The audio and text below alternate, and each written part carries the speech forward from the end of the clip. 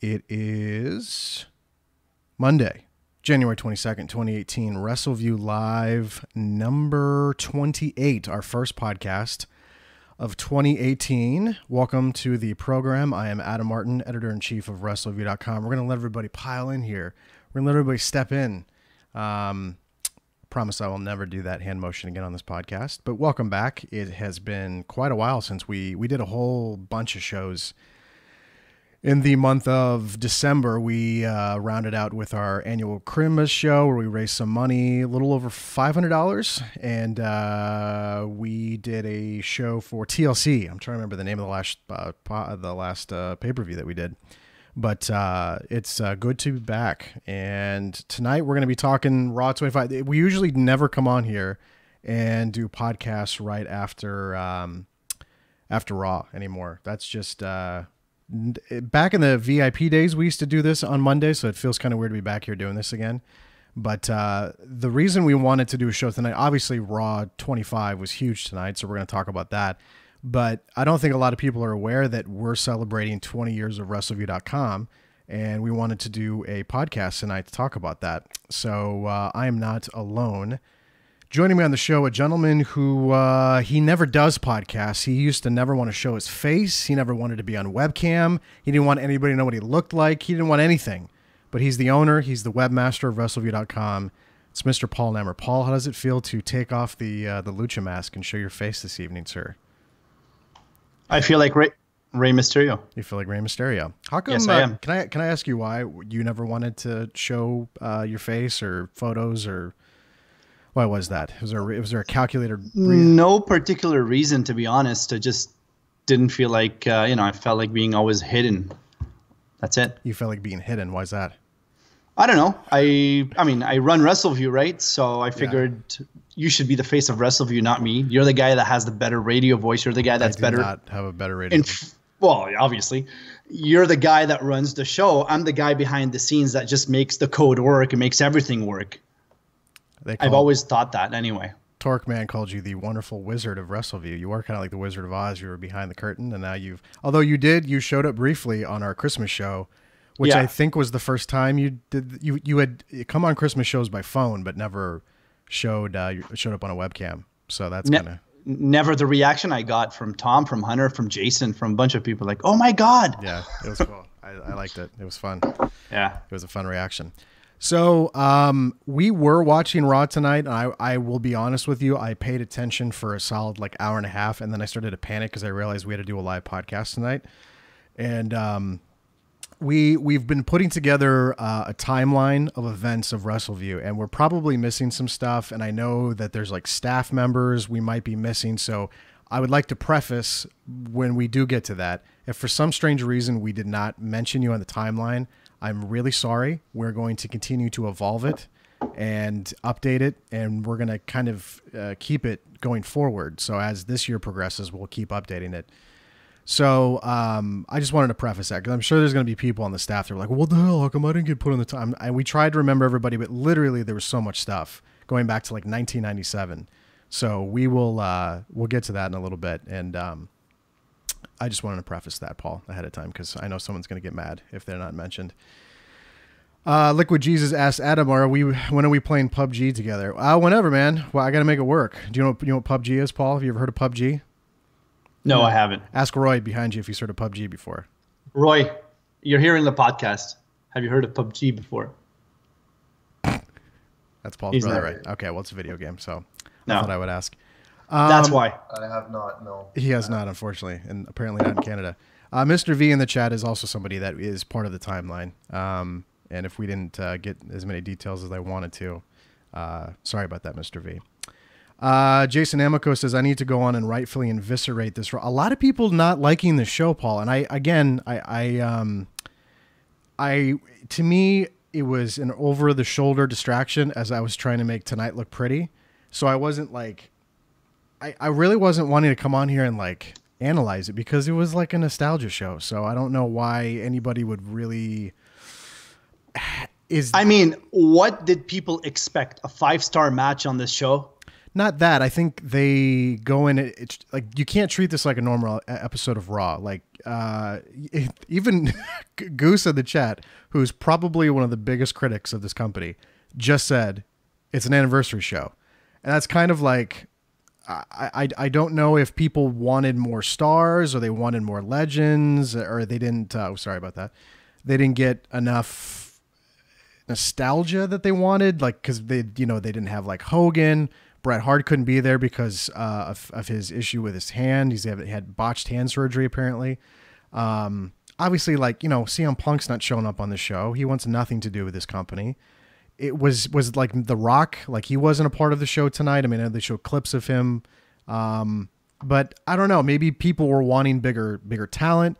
I don't know, but I can't imagine sitting here for the next hour and a half, or however long we do this, and treating and reviewing this like it's a show that deserves to.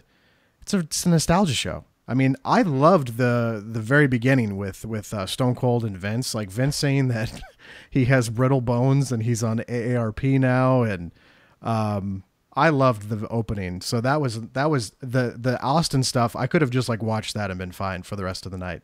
I had no problems with that, but, I don't know. I guess maybe because the Royal Rumble is this Sunday, Paul, that people still want their goddamn, I want everything to be awesome show. I don't know.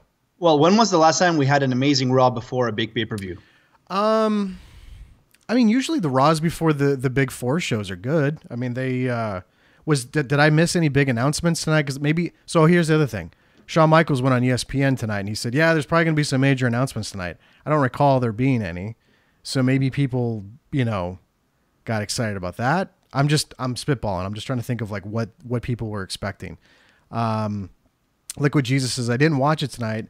I was out, but it just sounded like a shit show. I remember Raw 15 and Raw 1000 were a lot better. See, I don't recall either of those shows having the star power and the style of having one version being located in the Manhattan Center and one being like, it just had a cool. Although you were saying you could hear the crowd complaining because there was gaps and lulls of where there would be like, I don't know, a half hour, 45 minutes where they were showing something in the Manhattan Center and then they were just bored in the Barclays Center. So maybe they could have done a better job of entertaining the crowd that bought a ticket versus the TV audience. Maybe that's a problem. I don't know. They were chanting bullshit. That was it? I thought you were going to say more. Sorry, I just took a drink. Oh, no. They were chanting bullshit. It was on Twitter. It's on Instagram. I feel they should have done a bit better for the, for the people at the Manhattan Center. I mean, they got 15 minutes throughout the entire 3-hour show. Did it? But like, okay, so like I liked the fact that I was responding, by the way, to Goose. He said the Manhattan Center got very little content. I don't think so at all. They got The Undertaker. They got D-Generation X. They got a match between Matt Hardy and Bray Wyatt. They got a lot of stuff at the Manhattan Center. The Miz walked across the street or however far away the Barclays Center is from the Manhattan Center, probably a couple blocks away. And he showed up with not a couple blocks away. I'm not fluent in my, Bronx is going to be listening to this and want to punch me in the face because I'm sure the Barclays Center is pretty far away from the Manhattan Center. But he showed up at the Manhattan Center after he beat Roman Reigns for the Intercontinental Championship tonight. So I don't know.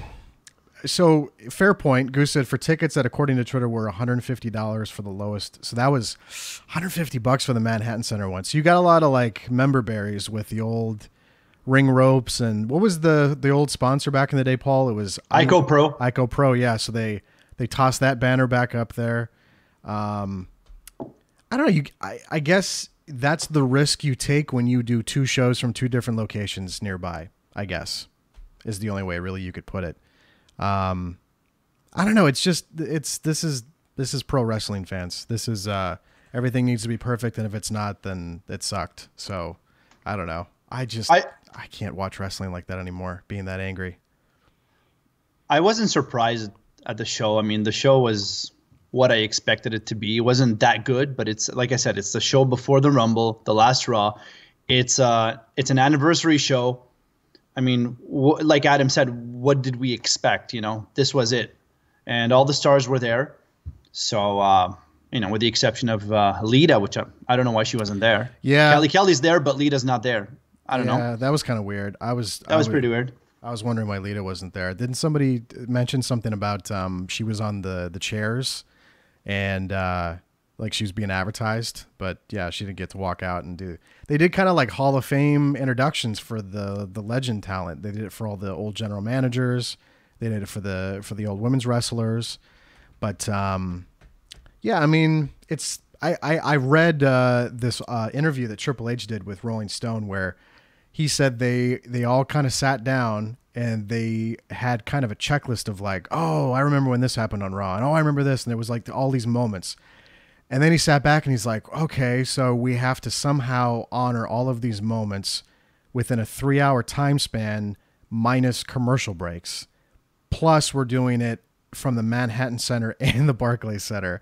And we're trying to bring all these talents in and mix them in with the new talents. Cause like that was a very clear motive to have the Revival come out and do something with DX and to have Finn and Gallows and Anderson come out and do so. Like there was obviously a conscious decision to put current talent with older talent to try to have fun with that. But I wouldn't want to book that show. That would suck. That would be really it's just the cyclical nature, I think, of wrestling fans. They set expectations incredibly high, and if you don't even come close to it, then the show sucked. So I've just given up. Like, unless a show is like actively really, really bad, I can't get like angry at it. And maybe people aren't angry. Maybe I'm just interpreting negative comments as being angry. Maybe angry is a bad word to use. But I loved the opening segment. I loved Stone Cold and Vince and Shane and Stephanie and all that stuff. So that was some fun nostalgia, Mr. Nemer. So were you a little bummed that your boy Bret Hart wasn't on the show tonight? Yeah, obviously. Yeah. I mean, this guy I think he was, a big impact. The guy had a great impact on Raw in the 90s. I don't think any other guy other than Austin and The Rock that had a bigger impact than Bret Hart in the 90s, of course. And this guy deserved to be on there. And he was invited, but he couldn't make it because his doctor was coming from France, I think. And believe me when I tell you guys, healthcare in Canada is just horrible. So I can understand him waiting around for that doctor. Yeah, he had, what do you have, like a botched hand surgery recently or something like that? And he filed a lawsuit against the doctor, I think, or something like that. Apparently the doctor flew from Paris to Calgary, so he had to bail on it. And like, Kevin Nash couldn't be on the show tonight because he had a full knee replacement surgery and said flying would have been basically torture for him. So I get that. So there was obviously some, Mick Foley, obviously another big name who was a fixture in the Attitude Era. That was a big name missing. So, The Rock, it's just, you can't have all the stars align like that. I mean, that's a lot of, obviously, they knew this was coming. I'm sure they contacted people a long time ago, but I don't know. Jamel Watson asked, is Paul from Quebec? Yes, Paul is from Quebec. Do you get a hint of a Quebec accent? I lived in Ottawa for 17 years. I've been here for, less than that. Do you want to show everybody how you're bilingual and how you can fluently speak French? You want to say something to our French listeners? I don't think there's probably like 2 of them, but you want to say something in French? Of course. On célèbre le 20e anniversaire de Wrestleview.com. He probably just said I'm a terrible co-webmaster. I'm a terrible editor-in-chief, terrible podcast host. I have no idea what he just said. Scares me, by the way, when I'm talking to Paul and he will jump back and forth between English and French. It's a little scary. So there was mentions, they're talking in the chat about some of the talent that was mentioned. China was mentioned. Were you a little surprised to see Punk in that highlight video? I was a little surprised to see Punk. Just a bit. I was a bit surprised, but nowadays nothing surprises me with the WWE. There's an active lawsuit against him. And yeah, I was a little surprised. I know like they can't ignore history. So was there much... Yeah, they could ignore history if your name is Chris Benoit. Well, that's a different situation, though. That's murdering your family versus, dropping a couple pipe bombs. I'm not comparing, of course. Okay, I was just checking. I'm just answering your point. Hulk Hogan, I think, was live on Facebook during the show, and there was an interview with him earlier this week by the Associated Press, and they said that they're sticking with their decision to basically stay away from Hogan at the moment. They're not. It's been like almost 3 years. I was in Ireland when that Hogan stuff went down. Again, we should talk about that too, Paul. How every time I go on vacation, some giant news story breaks, and I'm always or whenever I'm on the plane overseas somewhere and the server crashes. Yeah, something happens. That's just how it goes with Wrestleview. But it's been like almost 3 years since all that Hogan stuff came out. So I would think that they've moved on, but I totally understand someone being like, no, fuck that guy. I mean, did you hear what he said? But so the thing is, I'm not defending Hulk Hogan. What he said was just, you can't say it, period. There's no place in the world for this kind of, the stuff he said. But I don't think, he's a racist. I really don't think so. And I think, he's still part of the WWE. He made a mistake, a big one. And I think he should have been invited. I think, but I don't know. Again, right? Will the WWE lose sponsors? Will they lose something? Will something happen if they were to invite him? Will this cause a media backlash? I don't know.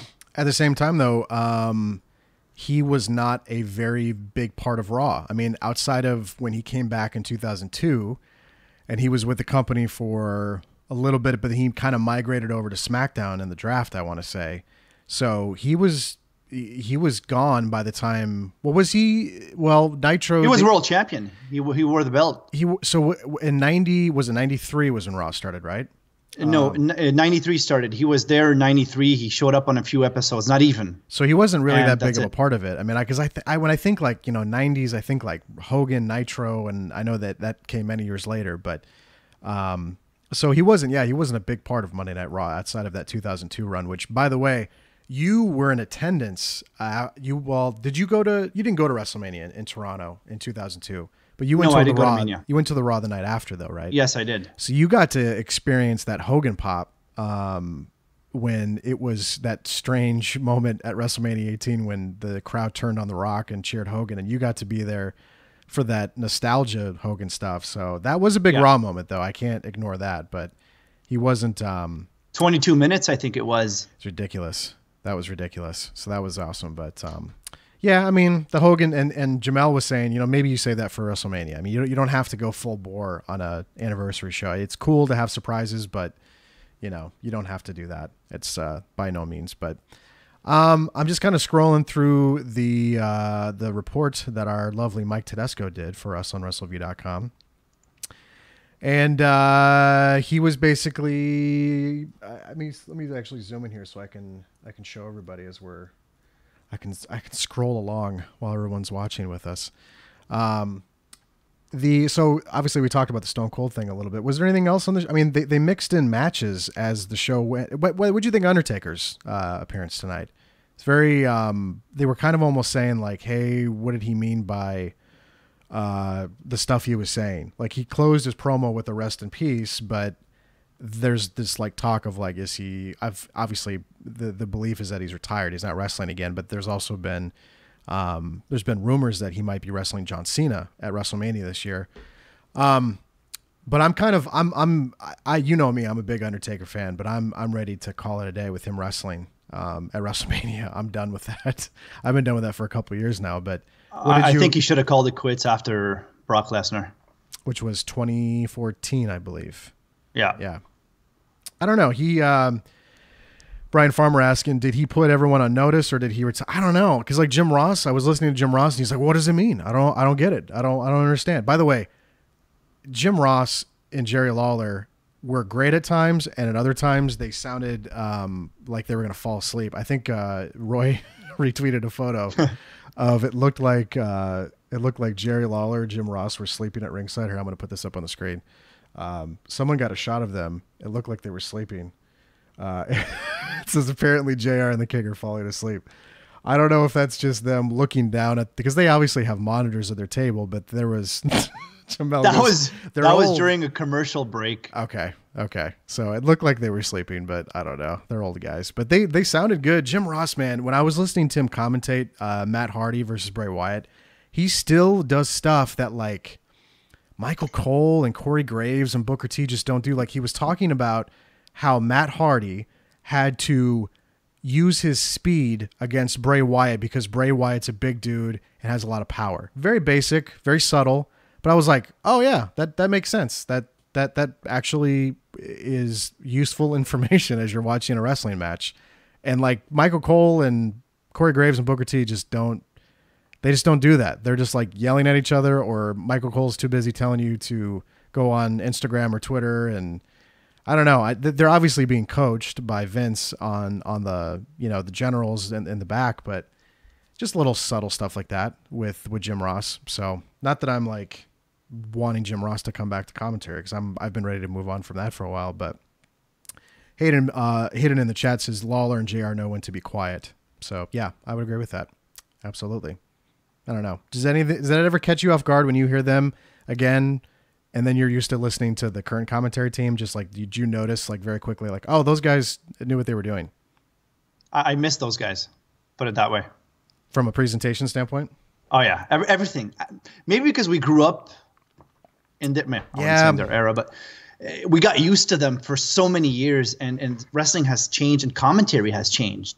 So for me, those guys were like one of the best guys. I agree. Two of the best guys. It just really stood out to me when they were on commentary tonight. I was just like, wow, that was very obvious. Roman Reigns got pinned tonight, Paul. The almighty Roman Reigns. Yeah. Your brother Roy killed it on Twitter for us tonight. He said you gave no reaction to this. I cannot believe you gave no reaction to this. So Roy's been, and we'll talk with Roy here in a little bit. He's in the background. Yeah. He's been helping us get more aggressive with our social media. So if you notice like funny memes or GIFs on our Twitter, that's probably Roy. And Roy went ahead and reacted to Roman Reigns losing to The Miz tonight. And he put up this GIF of, it says me when I realized that The Miz winning the Intercontinental title means Roman Reigns could win the Royal Rumble. And it's this wonderful shock and realization of his face. Dumb and Dumber.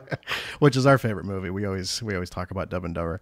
But yeah, Roy was killing it for us tonight on Twitter. But it's true though, because like it's funny when Roman loses, and there's always he gets the John Cena comparison, like, oh, Roman never loses, he's getting shoved under our throats, and that was the same John Cena argument that I listened to for a solid 10 years. But that was a very funny point by Roy that the Rumble's coming up. It feels like they still want to do Roman Brock Lesnar again after we saw that match already many years ago. But yeah, that was that like subtle like, oh, he lost, oh my, and then there's that moment where you realize like, oh, okay, that probably means they're going to be. I think Roman winning the Rumble again would be horrible. Would it cause a riot? Oh, but I think they know that, so I think they're gonna fuck with people. But I just I don't know. Like I feel like we've done that already. Like we've seen that TV show, we've seen that movie. So like if anything, they should have fun with it. Mess with people, but don't have Roman win it. But like have him be like the last dude, just to freak everybody out. But I don't know what Roman Reigns winning the Rumble does for them, because they've done that. It's just, I don't know, but maybe I'm wrong, and maybe it'll come off better. I don't know. I just don't know what that does from a storyline standpoint, but they got their dude. So I think it's going to be Roman Reigns, Brock Lesnar at WrestleMania. And I think they're looking for a Kane retirement at WrestleMania last match, probably against Braun Strowman. That would work. That's what I think. I'd be okay with that. I'd be fine with that. I'm perusing the rest of, they did a segment with John Cena and Elias, and Jimmy Fallon was ringside. Elias, I'm loving Elias, by the way. I'm a big Elias fan. Dudley Boy showed up, put some people through tables. We got a dilly from Corey Graves. I fucking hate that Bud Light commercial, by the way. It's really being overdone.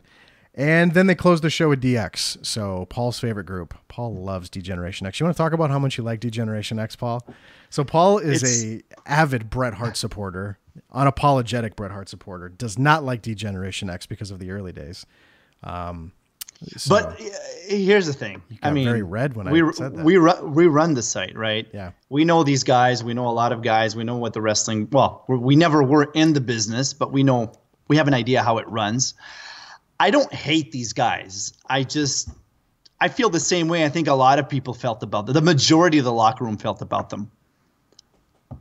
But these guys were not. I mean, maybe they were fun to be around, but they weren't fun to be against, I guess. I don't know. It's a long time ago. Long time ago. Exactly. So I don't hate them. Just tell the audience. I used to dislike them. And mainly two guys out of that group. Yes. People are asking what a dilly dilly is in the chat. That's a Bud Light commercial, and for some reason Corey Graves said it on commentary tonight. I'm not sure why.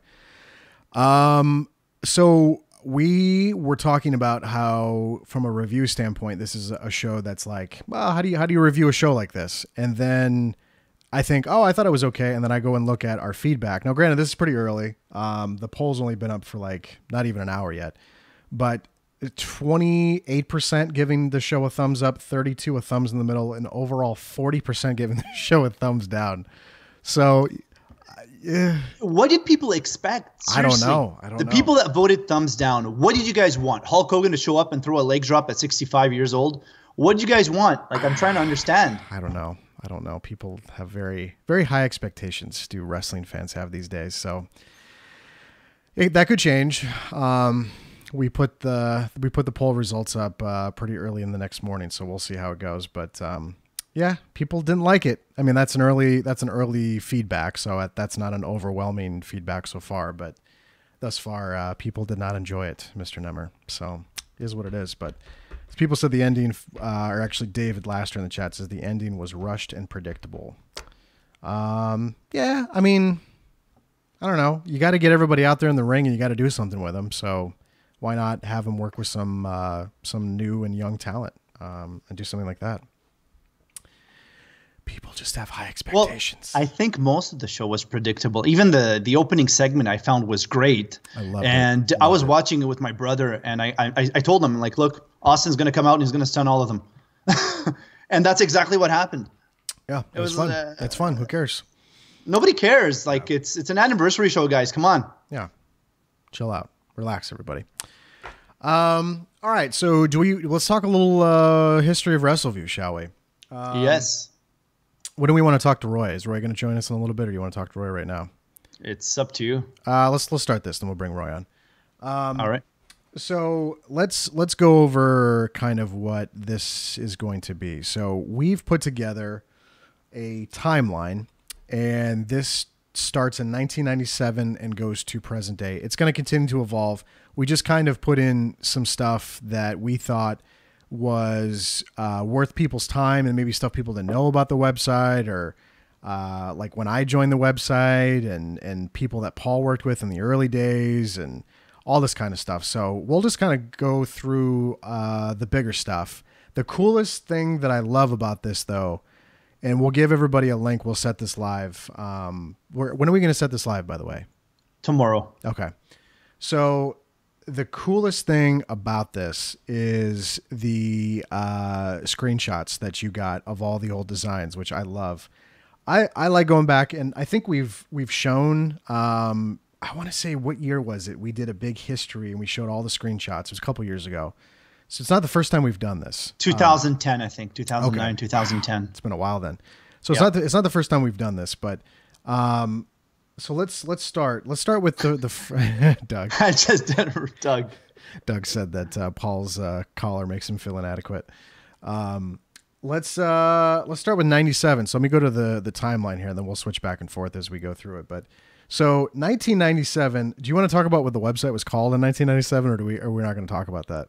Because I think we should a little bit. I think we should. All right. Okay. I opened up the site in 97, December 8th. So actually 20 years was December 8th of last year, but we decided to do it today. Look at that thing. And the reason why, I just like wrestling, so I opened a site. And it was called Hitman 316, Hitman 316. Yeah. We're talking 20 years ago, guys. Don't laugh. Yeah. Look at that. Look at that Bret Hart banner at the top, and look at. So can I ask you a question? What made you go with red and yellow as your colors? These colors changed every month. Okay. We had blue. We had.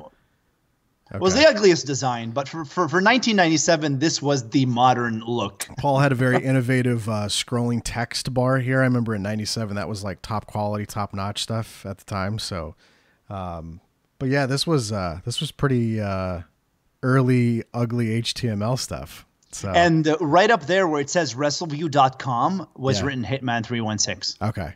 So you used to say Hitman 316. Okay. Yeah.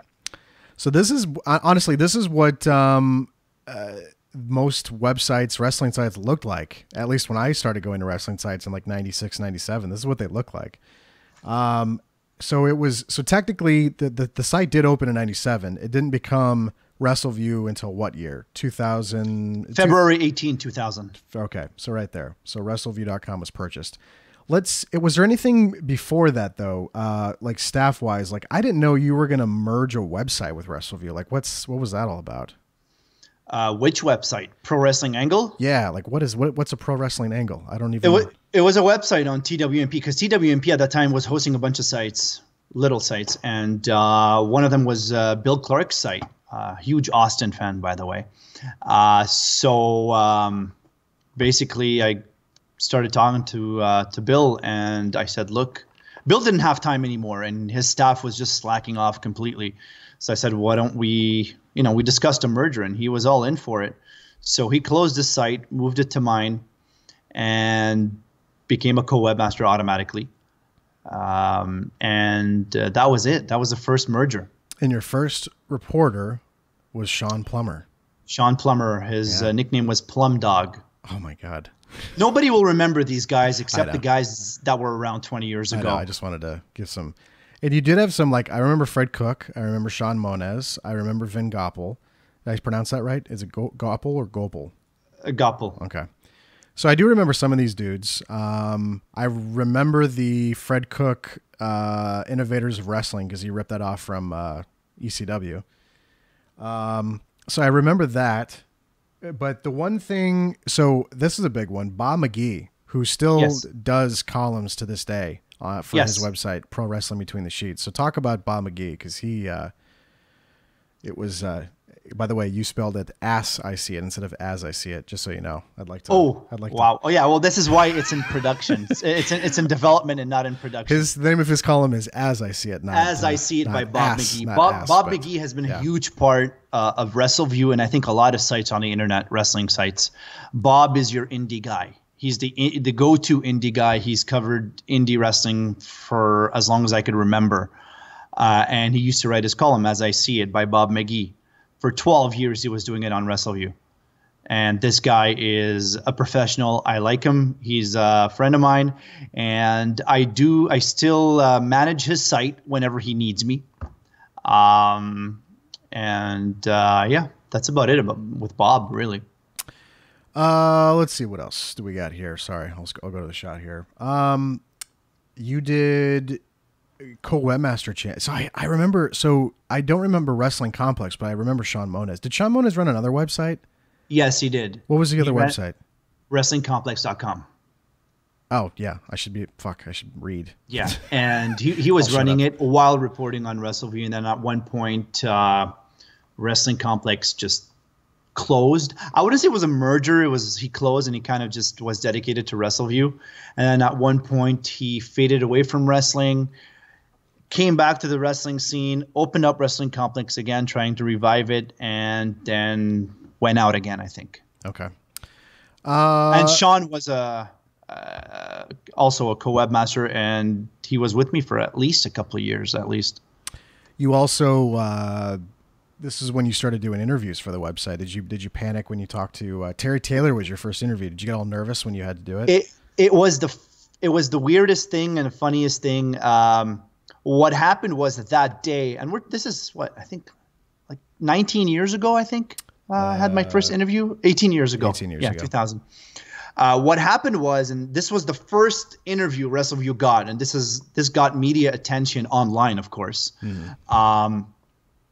I'm a big Bret Hart fan. I was on his forum, and there was a moderator on Bret Hart's official forums, and she's like, "You seem like a bright young guy. I saw your website. Would you like to interview a wrestler?" And I said, "Wow, okay, yeah, sure." And basically, she goes, "I used to babysit this wrestler." I was like, wow, because she was older. She was old. So, that's a nice way of saying that. And then she's really like, old. "I don't know if you know him, Terry Taylor." I'm like, "The Red Rooster." She's like, "Oh, you know him?" I'm like, "Yeah, I'm old enough to know who the Red Rooster is." So Terry Taylor was working for World Championship Wrestling at that time in Atlanta.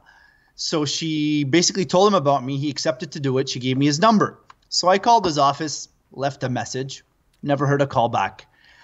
2 weeks later, I actually had a soccer practice that I decided not to go to.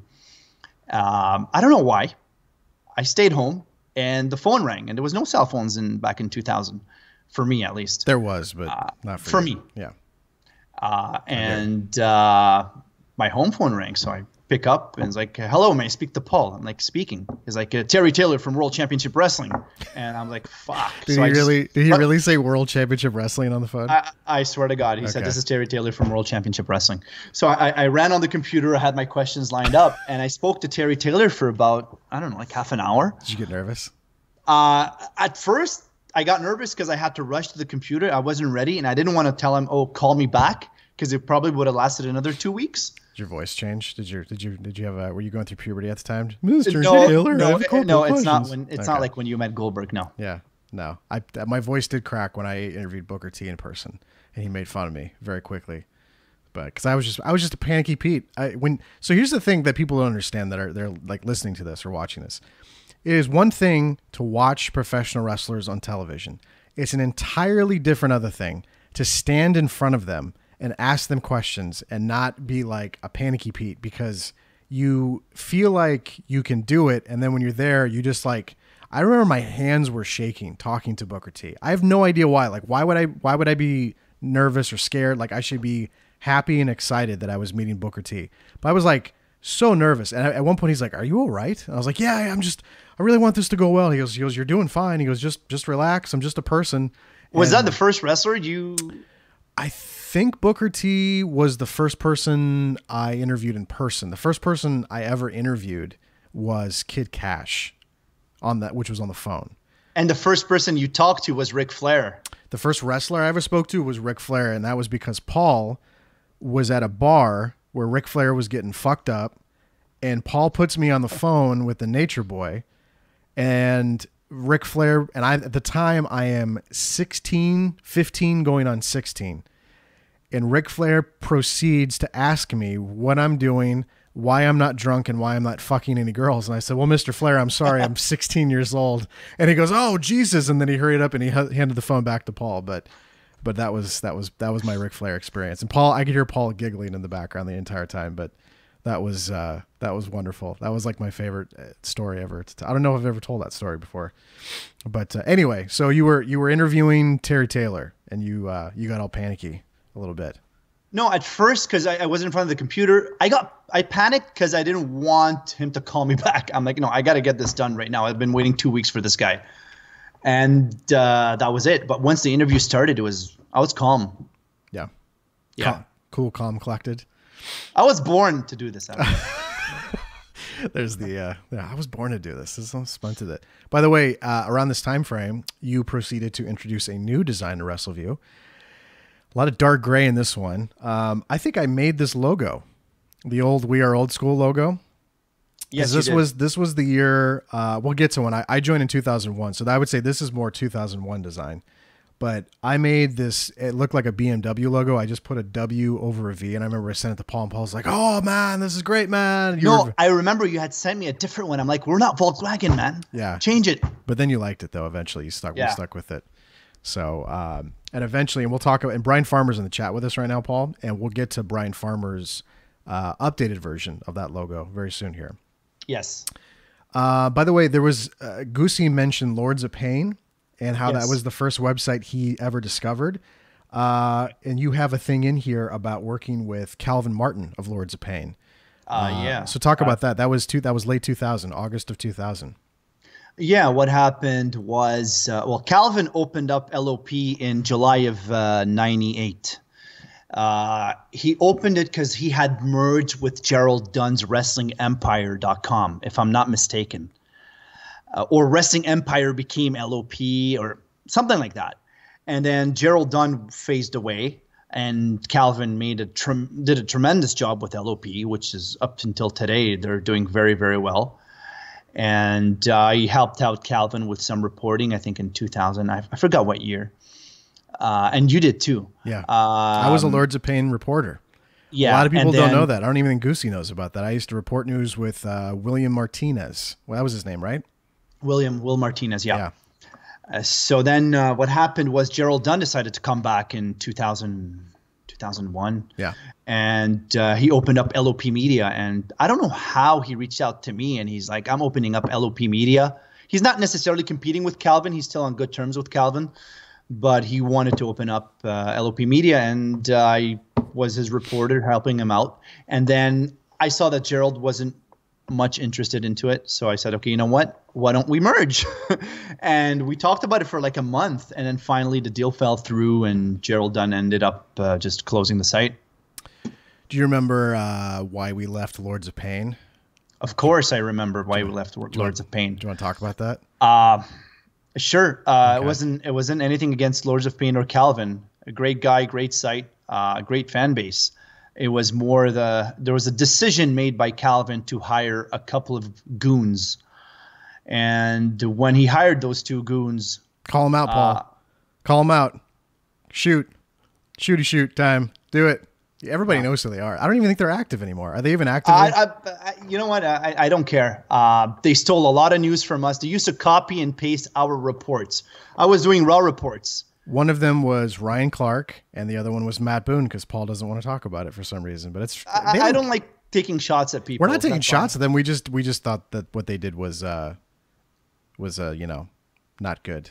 So yeah, so they joined the staff with LOP, and I left, and then Adam walked away too. Yeah. Calvin got pissed. Like, you guys are leaving me hanging. We're like, dude, look who you hired. And then like 24 hours later, you had like naked women plugs all over his website. So yeah, it is what it is. No hard feelings. Just saying, I didn't want to go that route, so I changed. Simple. And then looking at 2001, this is where I started coming to the picture. Actually, how long? I knew you back in 1999, right? I want to say. Repeat that? I first met you in 1999, I think. Or we kind of knew of each other. I knew of Wrestleview. I knew of you. Yeah. Do you remember my old website? Do you remember what it was called? PW Coverage. Before that. The People's Wrestling, something like that. It Nope. was it you? Nope. Okay, no, I don't remember.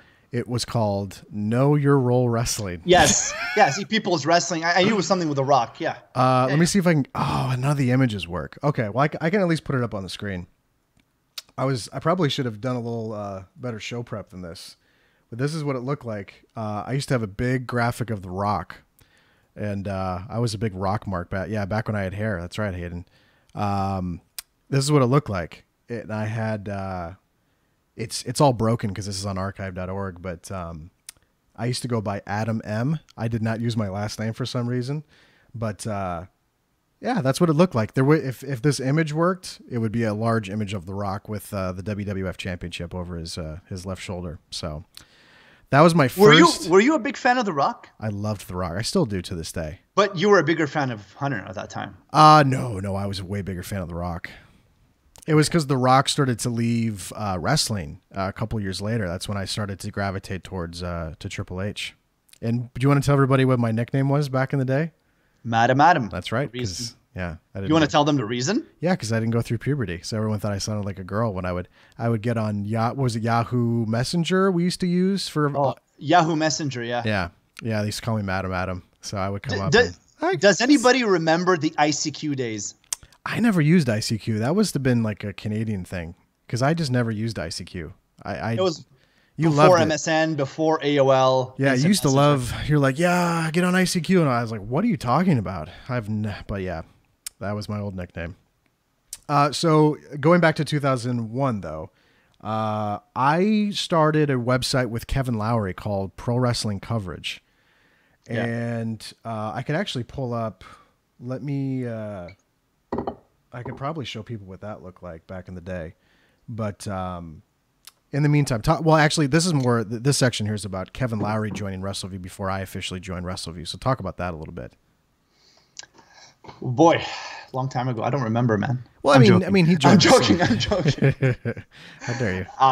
Kevin Lowry was reporting for Wrestleview at that time, and I had known him for maybe a few months, and he mentioned to me that he was opening a website called PW Coverage with some guy called Adam Martin. I'm like, I think I know the guy. I met him before. I was on Yahoo Messenger with some other people.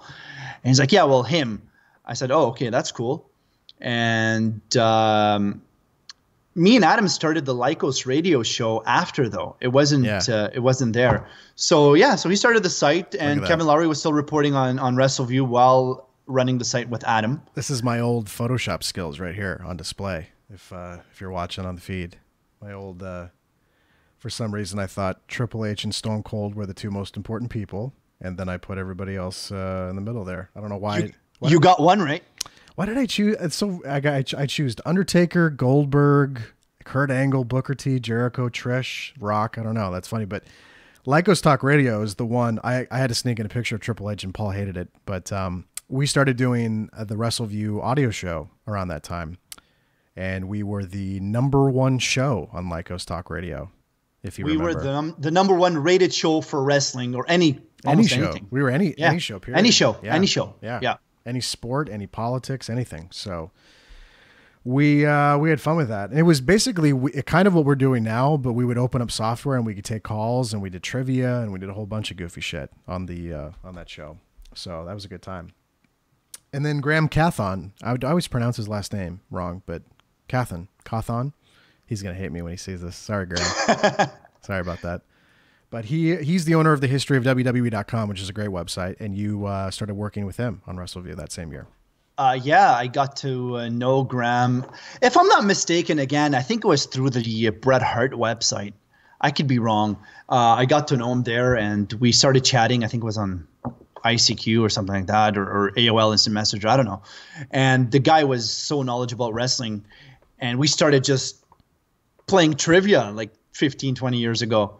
And I'm like, fuck, dude, you know a lot about wrestling. Why don't you join the site? And that's what happened. And he was a huge WWE fan. And he didn't start his site back then.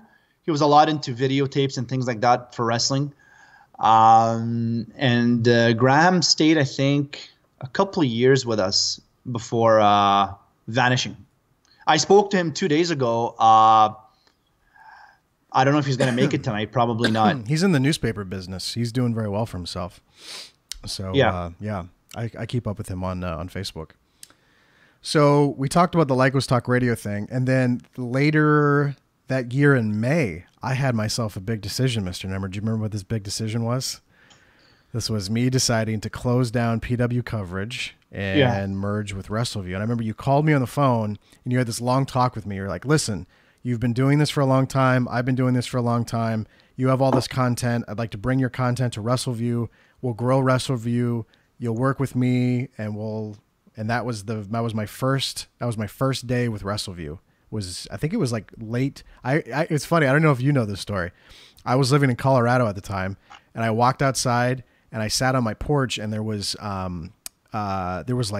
forest fires a couple miles away. So there was like ash like falling in the town in Colorado I lived. And I remember talking to you about it, and I hung up the phone, and I was like, I think I'm going to do this. And I wasn't making any money off of doing wrestling websites at the time.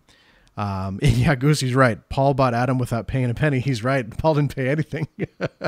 But Paul gave me an opportunity, though, because at the time I was really trying to make something happen with wrestling websites, and it's really hard to get attention and notoriety. And you want to like work on something, but you want to get notoriety and you want to get paid. And so, and that's, Mike said I'm a cheap date. I was a cheap date, but it was cool though, because Paul had a much bigger website than me at the time.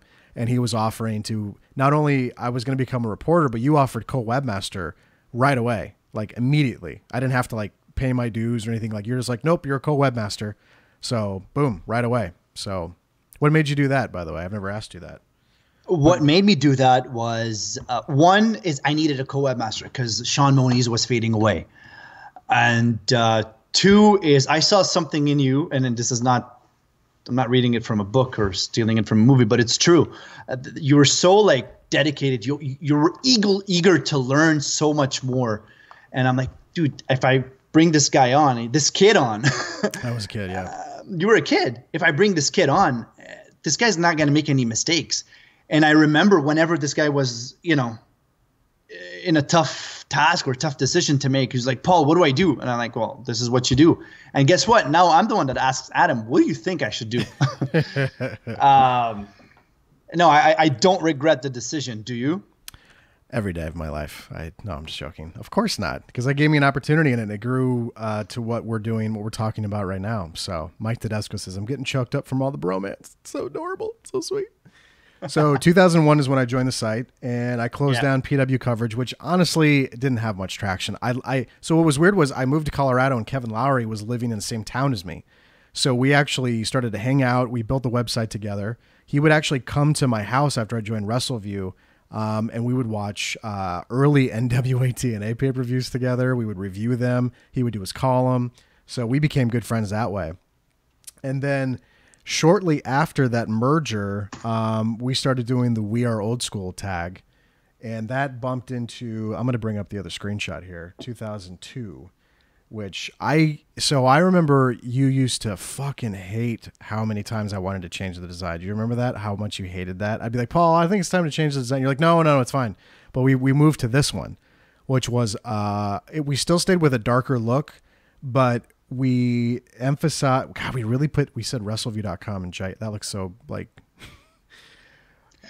You have to remember at that time, this was a good design. No. Yeah. At the time it was good. I'm just laughing at how it looked at the time, but very dark, but two top stories, news in the middle, and then everything was HTML based, so everything you click into was. And I think your worst nightmare was updating those top stories because there was no automated script. You had to do it manually. Yeah, all these up here, you'd have to type it out, and then if it went too long, you'd have to change this. So because I had OCD, I always wanted these to match up perfectly. So I hated that. I fucking hated that so much. That was the worst. So we introduced the design 2012, and then what was 2002, not 2012. I'm going forward. Oh, the new logo. I want to show this one. So I remember I made this one. I ripped off a old Dallas Cowboys logo where it's a Dallas Cowboys and then the star. So I just put Wrestleview in the logo. I didn't even know if you know that. I totally ripped that off. That explains why we haven't won anything. How dare you, sir? How dare you? That's rude. That's uncalled for. We were talking about professional wrestling. I've already put the season behind me, and you had to bring it up. That's incredibly rude of you. But we started incorporating this W and this V right here again, but we just kind of separated out and we started doing the variation of the white. This is when we started doing more white-red, which we still use to this day. But we still did like the dark design kind of a thing. So that was the first year of that. 2003... God, I wish I had the picture. Actually, you did send me the picture of this. Can I put this up on the screen? I'm going to put this up on the screen. Which picture? Talk about when Tim Baines plugged us in the Ottawa Sun, which at the time was awesome to us. Talk about that a little bit. Well, they were on Slam Wrestling. I don't know if any one of you remembers Slam Wrestling on canoe.ca. And Tim Baines was reporting for the Ottawa Sun at that time. I think he still is. And he found out of Wrestleview that it was in Ottawa. I lived in Ottawa at that time, so he commented and goes, "Oh, well, I found this new site, Wrestleview.com, and the best part about it is it's a local site." And that was the first media plug we've gotten. So it was a lot of fun seeing that, like in the newspaper. I still have it. I think Adam's going to show it right now. Yeah, hold on. I'm going to zoom in. And we were plugged basically on canoe.ca Slam Wrestling, which is like dead right now. All right, hold on here. Let me get this up here. I'm going to say news. So Paul, help me. I'm trying to do this. Hold on. Okay, so here we go. I'm going to toss it up on the screen here. So the cool thing about this was this online too, or was this only in the newspaper? No, it was online too. Slam Wrestling was with what's his name, Oliver, and these guys where they report. Oh, okay. All right. Yeah. So I'm going to do the newspaper clipping, and then I'll show what it looked like when we actually did the thing. Let me do this one, and then I'll do this one. I thought this was so cool at the time. I should have been better prepared for this. Sorry, I'm doing this on the fly. But we're going to make it work. So let me edit this. There we go. So I'll zoom in when you see it, so it'll make more sense. Let's go out of studio mode here, and let's go at lock. There we go. Boom. Let's lock preview. So let me put the first one up here. So this is what it looked like It was a column by, and we met Tim Baines, right? At No Way Out. No Way Out. That's right. So he did whatever year, this was 2003. He used to have a wrestling column back when the newspapers would do that. And then right here, the little blurb, it says, I found a new wrestling website recently, and what makes it special for Ottawa fans? We don't see it. It's local. Yeah, now we do. We don't see it? No, yeah, now we see it. I was showing the newspaper clipping, and then I zoomed in. Oh, okay. So it says, check out Paul Nemer's site at Wrestleview.com. And Border City Wrestling's still a thing, too. That's Scott D'Amore's promotion, I believe. Yeah, and that was Border City Wrestling. I think it was on January 18, 2003 was when I went there with Ryan Allen, I think. And that's where I interviewed Jim Duggan and Jim Neidhart. That's right. I forgot about that. But this was cool. I wish we could have put this on we'll put this on the timeline eventually, but this was one of the cool things that we had. And this was the first of many media things. I did a media show in Detroit around WrestleMania time in 2006. The year Randy Savage passed away, we were referenced by a news station in Miami. So this was the first of many things at the time, but that was a cool one. So I wanted to mention that one. 2003 was also the first year that we met in person, Paul. What did you think about that? Were you panicking? Were you nervous? What were you thinking of it? I just wanted to see your face. I just like having the camera on you when I say these things.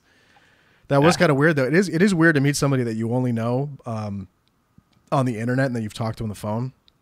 I knew what Paul looked like, but it's different. It's different when you're in person and you're looking at the person and their mouth is moving and you know the voice, but it's weird that you're standing next to them. But I think it was weird for like maybe 5 minutes, and then after that we were all cool. So we stayed at the same hotel the wrestlers did.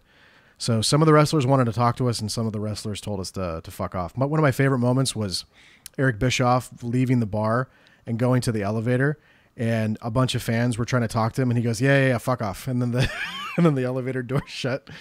Some of them just do not. They have no time for wrestling fans, which I get. So it's fine. I get it. They don't want to be bothered. The rudest person, the rudest wrestler I've ever met back then was Arn Anderson. As good as, I liked the guy so much. After I met him that one time, really? I despise him. Yeah. Really? Jeez, that's unfortunate. Thank you to Power to the Smarks for subscribing to us on the YouTube. So yeah, by the way, if you subscribe as we're live, you'll show up on the screen with us, just so you know. So Arn Anderson was the rudest. I guess I'm trying to remember who, I'll have to think about that. I don't know who I've met that was super, probably maybe Bubba Ray Dudley. He was kind of, Bubba Ray and Devon. Well, Devon, I met him. I sat with him for like half an hour. We drank, and he had a bet with me, actually, believe it or not. We're sitting down at the bar. Flair was there, and Goldust and all these guys. And I don't know what the hell he was blabbing about. And then he goes, I liked, when Tyson came in. I said, WrestleMania 14. He's like, no, that was WrestleMania 16. I said, no, believe me when I tell you, WrestleMania 14 was Stone Cold against Michaels with Tyson there. And we were going back and forth. And he's like, no. He's like, I'm in the business. You're not. I'm really? telling you, it was WrestleMania 16. Oh. I said, no, WrestleMania 16 was when the first heel walked out as champion. And that was Triple H. He pulled the I'm in the business and you're not card on you? Yeah, exactly. Yeah. And then he's like, you know what? Let's bet. I'm like, what do you want to bet? I'll bet anything right now. He's like, $50. I got it upstairs. I'm like, you're on. And we proved it to him. I think he called up who was there at that time? I don't know. He called one of the wrestlers, and he's like, oh yeah, of course, it was 14. It was the year after Bret Hart left, because we were supposed to do, and he started talking about the storyline. He's like, oh, okay. And fucking idiot. Anyway. It's fun. Good stuff. Good times. By the way, thanks for all the people subscribing to us on YouTube in the last few minutes. I'm trying to catch up with everybody, but Mr. V, Goosey, Power to the Smarks, Terrence, Sivia, a bunch of people are chiming in right now. So thank you. There's Mr. V right there. Let's keep on. So let's keep this train rolling, because we're talking about a lot of stuff here. 2005, I started becoming actively part of a show called Wrestling News Live with the Trey Dog and JSK. At the time, and I don't think you mind me saying this, you were not a giant fan of me doing this, Paul, because I think you thought this was diverting my attention away from Wrestleview, and I don't totally blame you. But really, it was just like, thank you, Mike, for subscribing. It was it was actually the total opposite, because what I was trying to do was I liked doing wrestling radio.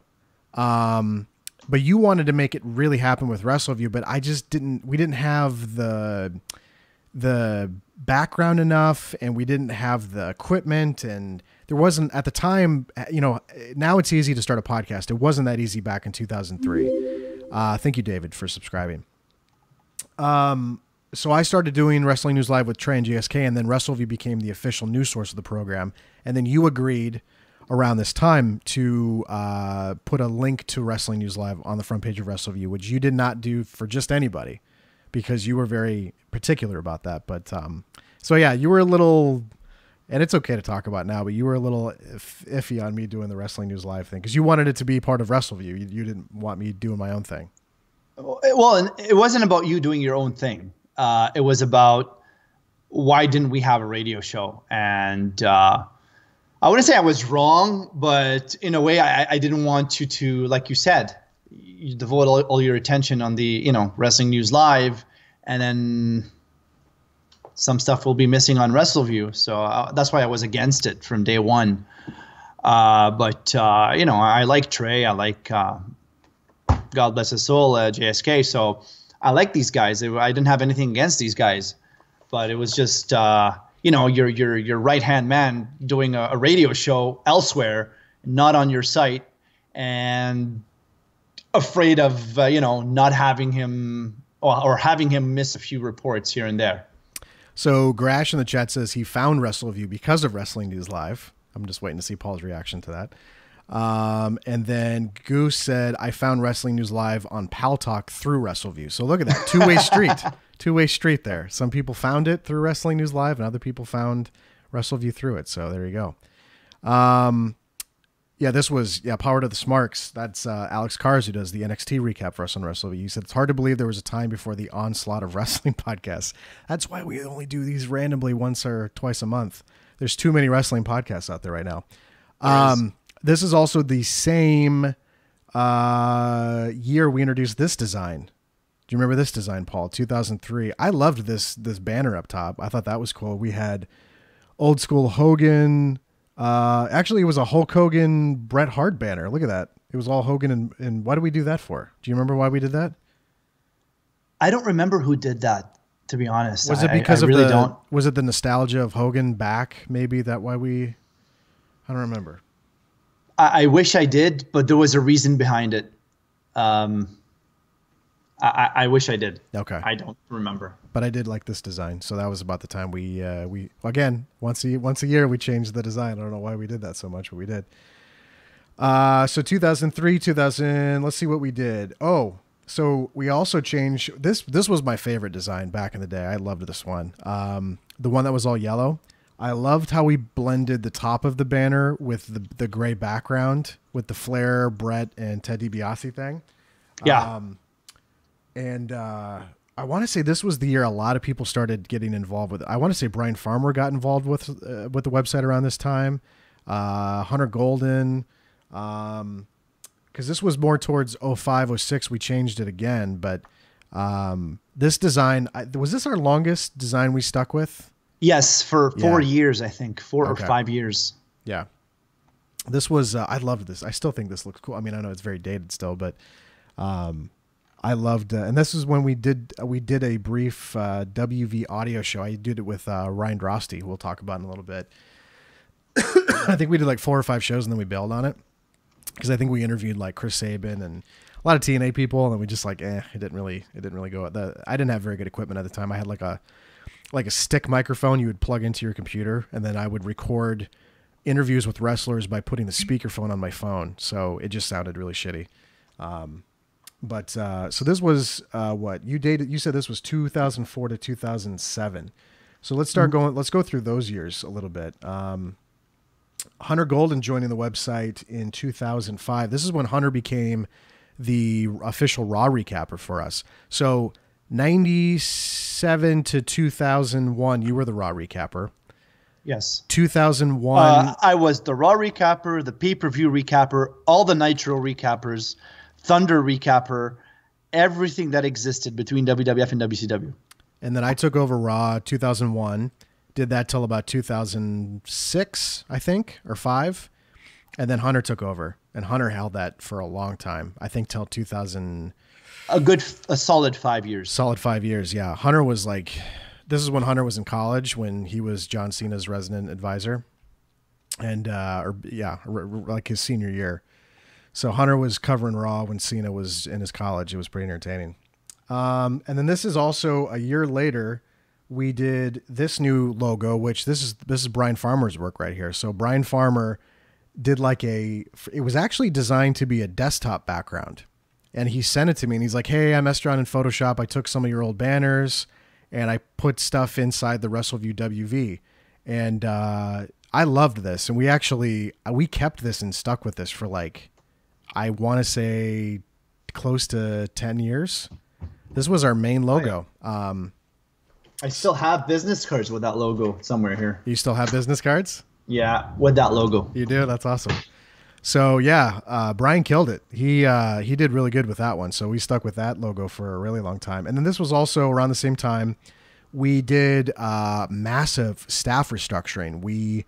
I became editor-in-chief, which is just a fancy title.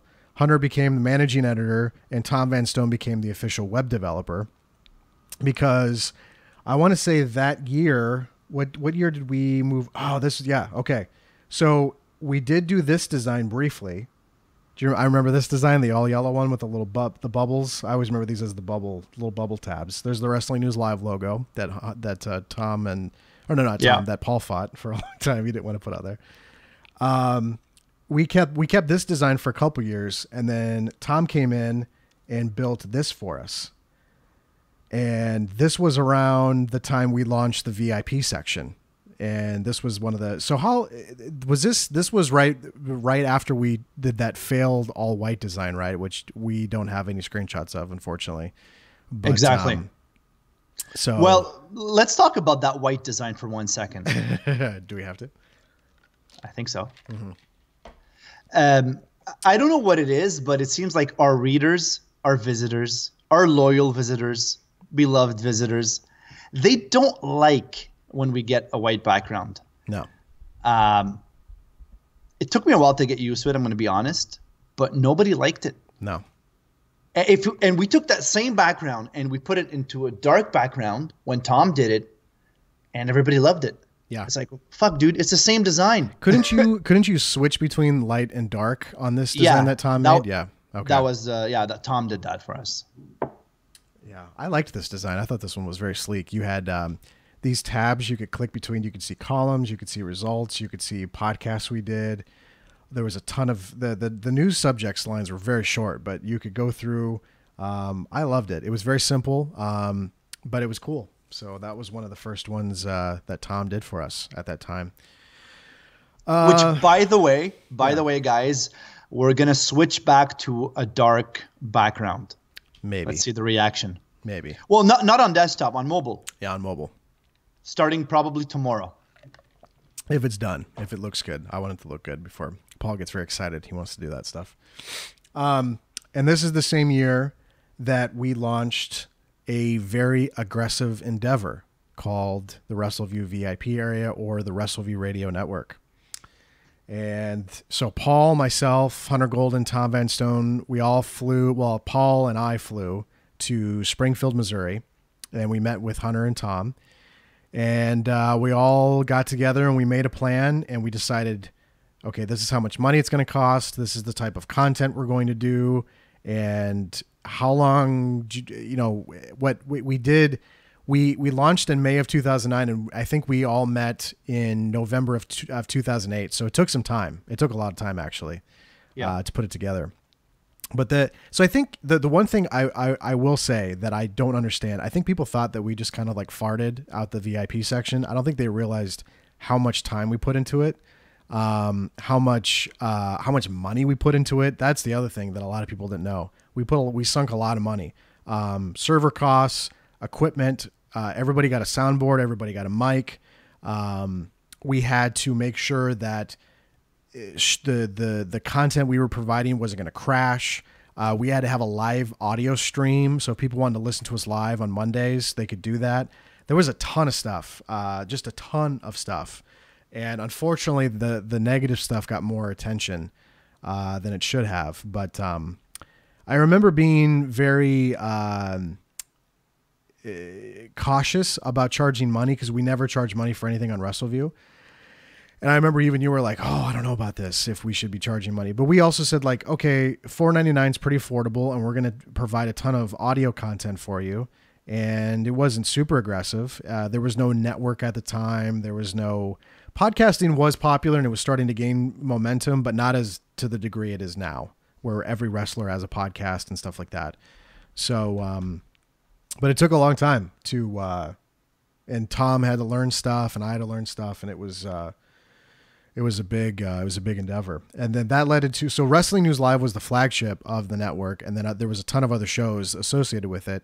And then we parted ways with Wrestling News Live, literally the same weekend right before the big episode of Raw where Bret Hart came back for the first time on television since 97. And when he did the infamous hug with Shawn Michaels. And then the same night, TNA did a competing show. And then Hunter and I had to come on and do a debut episode of Wrestleview Radio.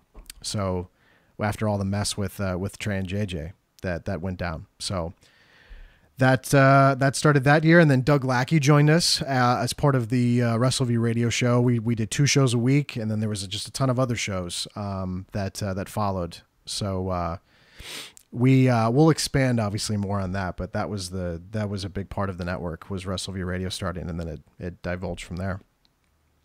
And then Dave Stevens also started doing Raw results that same year too. 2010 is the year we're talking about. Yeah.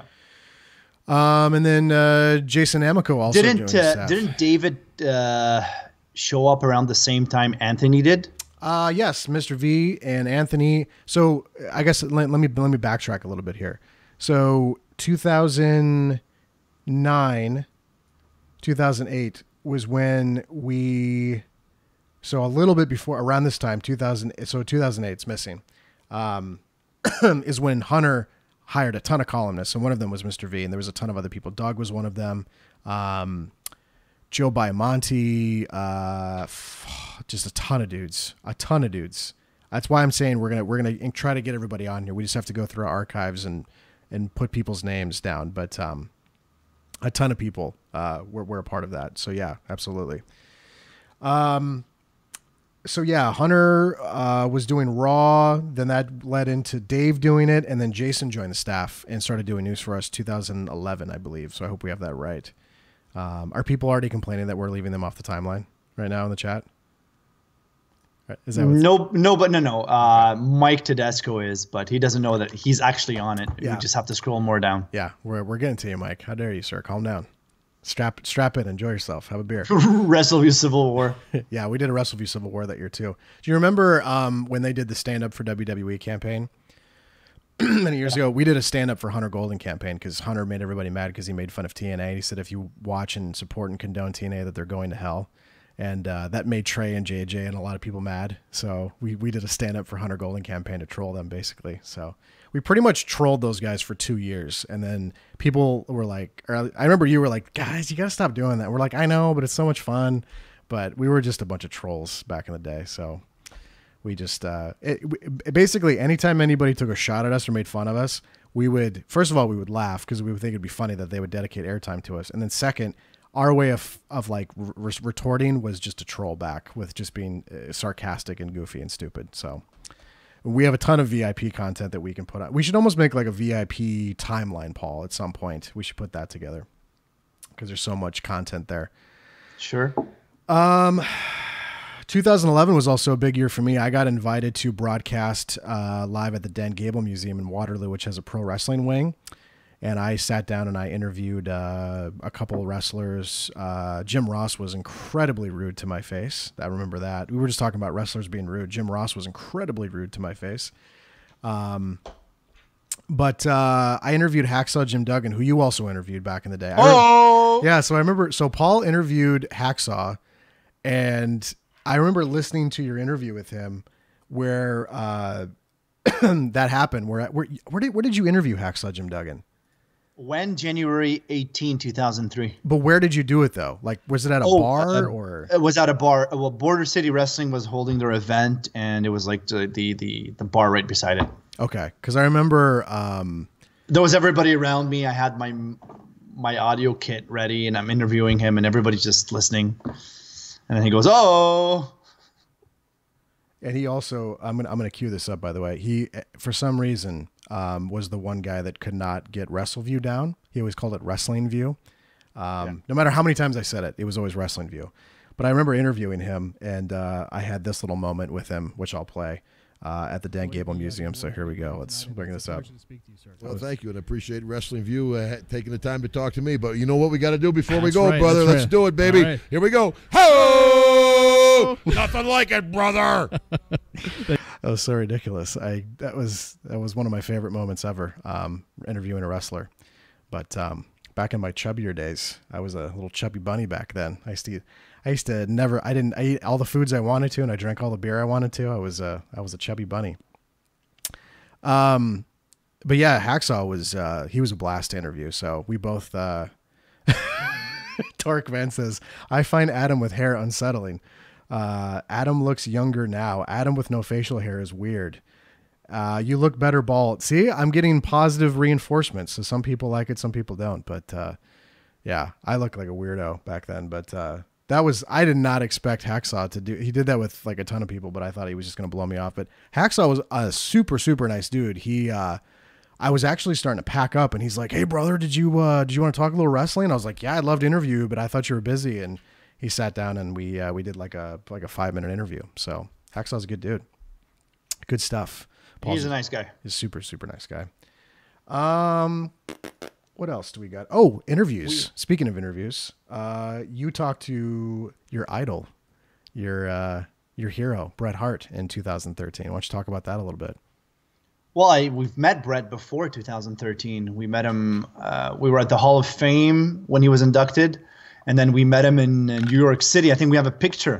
We do. With Bret Hart. So let me preface this. So, oh my God, I found this awesome picture of us, of myself and Paul meeting Bret Hart.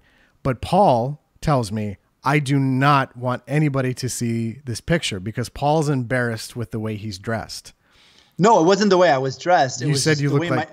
my face, I was like this. Okay. Well, anyway, you look like a Guido. You look like you're in the Italian mob. You look sharp, but you look like you're in the Italian mob. But here's the thing, though. Paul would not let me show this on the screen. So I said, okay, let me make you a deal. We have the ability to take donations as we do this podcast live. So I said, if someone, or if we can add it up to a $5 donation, whether it's a straight up $5 donation or like individual $1 donations, I will put this image up on the screen, and there's nothing Paul can do about it. But that was the only way I could get him to agree to do it. So we have the link on our YouTube description. It's streamlabs.com/Wrestleview. So just get us $5. It could be a full $5 donation or $1 increments or whatever, adding up to $5, and then we'll do it. Is my photo worth $5? Of course it is. I love how you look in this photo. It's like, and I have hair at the time, so yeah. you can reflect on my old hair that I used to have. And I remember we took that picture and I was like, Paul, this is a good picture. You go, no, I don't want anybody to see this picture. Because you didn't want people. Picture.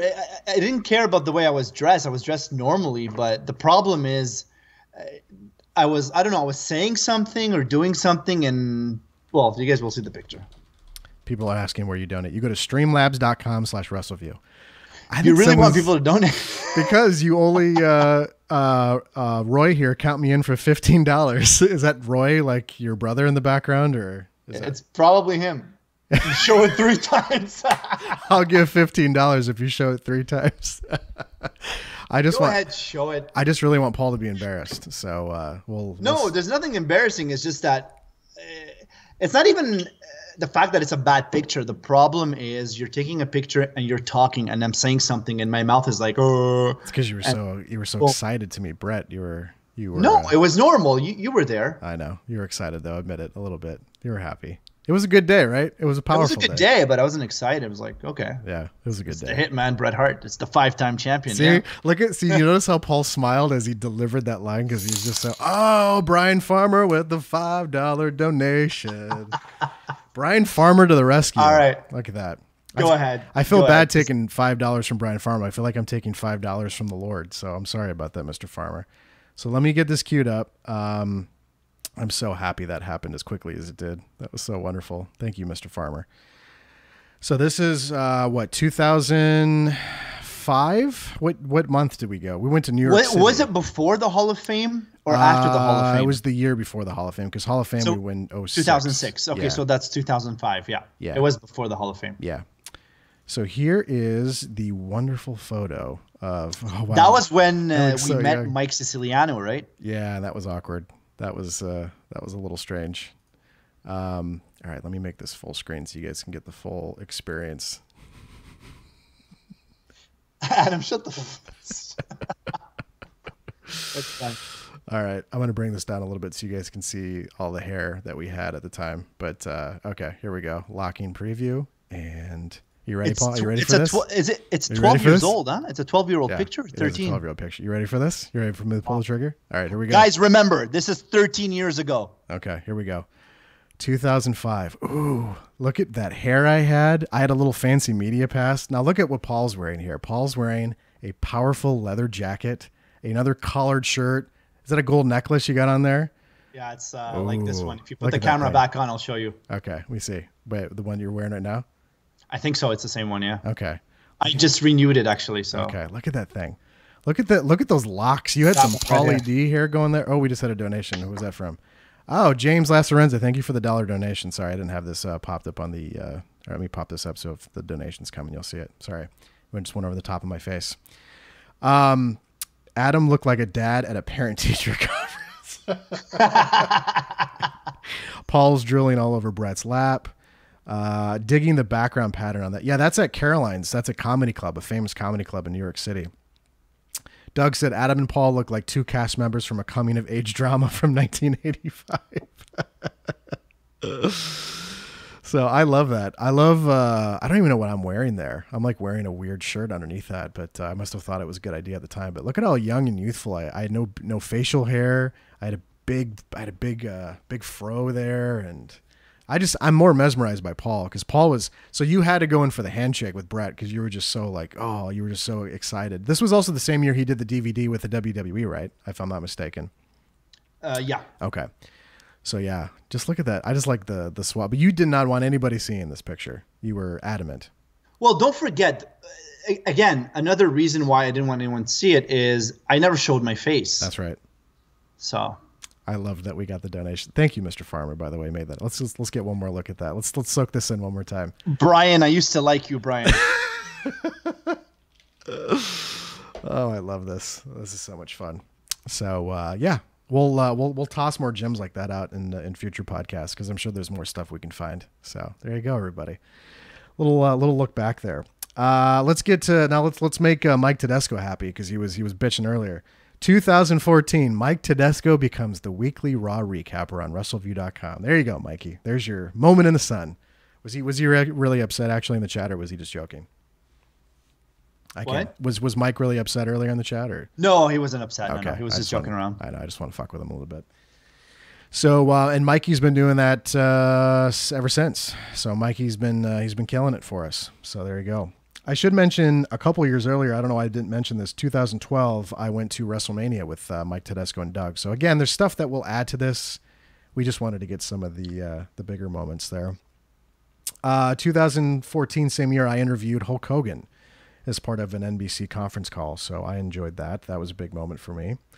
And the same year I went to the Performance Center, I got to meet Paul's favorite wrestler, Bill DeMott, who you interviewed Bill DeMott too, right? So that's another wrestler we interviewed. That was in 2001. I had interviewed Hugh Morris, which was obviously him, and Tatanka, I think, in a span of a month. Yeah. So I should have mentioned that to Bill. He probably wouldn't have remembered. Why did you say favorite person? I thought you didn't like Bill DeMott. Oh, I didn't mind him at all. I thought because of his reputation or something. Well, yeah, I don't like his reputation, but I don't mind him.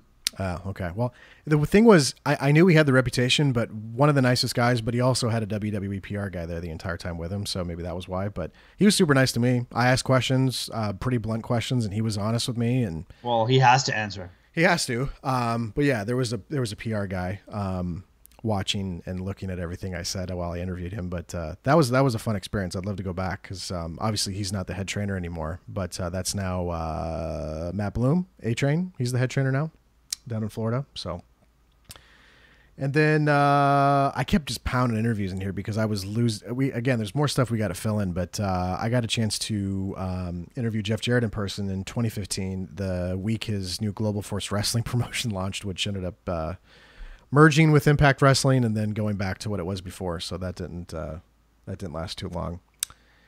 And then we're looking at one big thing this year. We introduced our new logo, which I love, and kind of a modified version. So we still did the W and the V, but we just kind of had a little bit different spin on it. So also apparently Brian Farmer hired out that logo.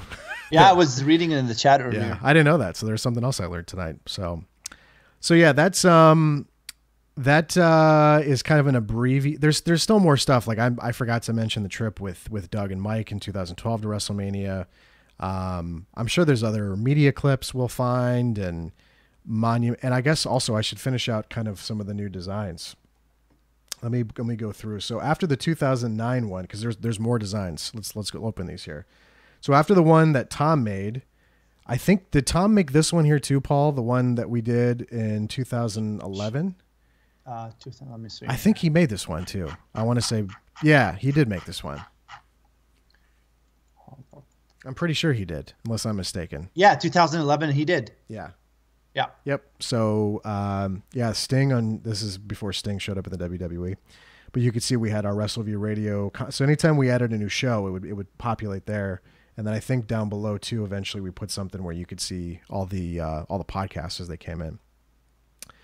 And then that changed into this look, which was, I hated Joomla. So Joomla's a CMS. CMS. Yeah, it's like WordPress, but worse. 20 times worse. I hated it. Paul liked it. It's more complicated and it was server heavy, but I liked it. I hated Joomla so much. That's when I was like, can we please get WordPress? And then eventually Paul gave in. But so yeah, we had this look for what? How many years? 3 years. We stuck with this one for a long time. And then eventually we migrated to what exists today, which is this one right here. So although Paul conveniently left out can I bring up the one we botched with last WrestleMania? I know you don't want to talk about this, but I'm going to put you on blast anyway. So last April, Paul's smiling because he didn't put it on blast. We got WordPress and we made a design and it was not good. I thought it was good at the time, but what was the biggest complaint? People hated, it was the white, right? That people were like, well, why is this all white? And why are you doing this? And blah, blah, blah. Was it 2017 or 16? 16. 16. You're right. I was thinking last year. I don't know what I'm thinking. Okay, here we go. It was the week. Why we did this, I'll never understand. We decided to do this the weekend of WrestleMania because we're like, WrestleMania, it's going to be awesome. Everyone's going to see the new look. Didn't the website crash on WrestleMania night because of the new design? Yeah. Yeah. So if you remember this, if you have a good memory, it's kind of blotchy on archive.org, but okay, it kind of works. So if you remember this, it had very big font, very big photos, and they would like zoom in when you would hold your mouse over it. But apparently it was a resource hog, right, Paul? And it just completely crashed the website. I liked this stuff. Like we had audio clips and video clips, and I loved this, but it, how long did that last for? A week or two, and then we had to bail on it, and then we eventually moved to what we have now, which is exactly okay. It didn't last a couple of weeks. Yeah, it was bad. It crashed, but Paul didn't want to talk about it. But I think we need to. So this is the thing. The one, I don't know if it's a difference between you and me, but I think it's good when we admit when we fuck up, because so think about all the things we've tried on Wrestleview that we've just totally fucked up. Like, we tried doing radio shows in the early days. That didn't go very well. We tried going from a dark design to a light design, which we still do have right now. But people still have kind of complained about it. They thought, because it was weird to me, was like every major news site, like CNN and Drudge Report and ABC and all these news sites are all bright and white. But for some reason, because we always did very dark designs on Wrestleview, when we would deviate from there, people would get really pissed off about it. So, well, people are used to a certain pattern with us, and it's mainly dark designs for 20 years. And just recently, maybe like a year ago or two, we changed it to white. So it's, even for me, it was hard to adapt. So I don't blame them for not. And should we even show them what we're preparing for maybe tomorrow? On mobile or? Yeah, on mobile. I can't really show that unless I get a screenshot. Oh, how about we ask people to go on their mobile right now? Oh, I don't want to do the no. I don't want them to see it. I could show a screenshot of it though if you want. I could show a screenshot, please. Okay, I'll have to send it. You'll have to talk and yeah, I'll explain it out. Just let me see the picture. So basically, what's happening is our mobile section right now is going to change. It's going to be just a dark background with the same style of news board, just smaller images, and it fits more headlines. And we're cutting out the house show results. We're cutting down, just stuff people don't really read. And we're putting that at the bottom. And basically on top, we're going to have the main top stories, WWE news and top TNA news, along with Raw, SmackDown, and pay-per-view results. The plan is, so I would say we're trying to organize our content a little bit better. So like Paul has looked at what I do on the weekend where I have a lot of house show results. And he's like, well, there's a lot of people probably aren't going to be looking at house show results, which I admit is probably true. I don't know a lot of people that actively go on our page or whatever, and they say, I need to find out what happened in Greenville or Binghamton or whatever this weekend. Some people, I mean, I guess I could take a poll. Do you read house show results when we post them on Wrestleview is the better question. Because Paul's under the impression that that's a big no.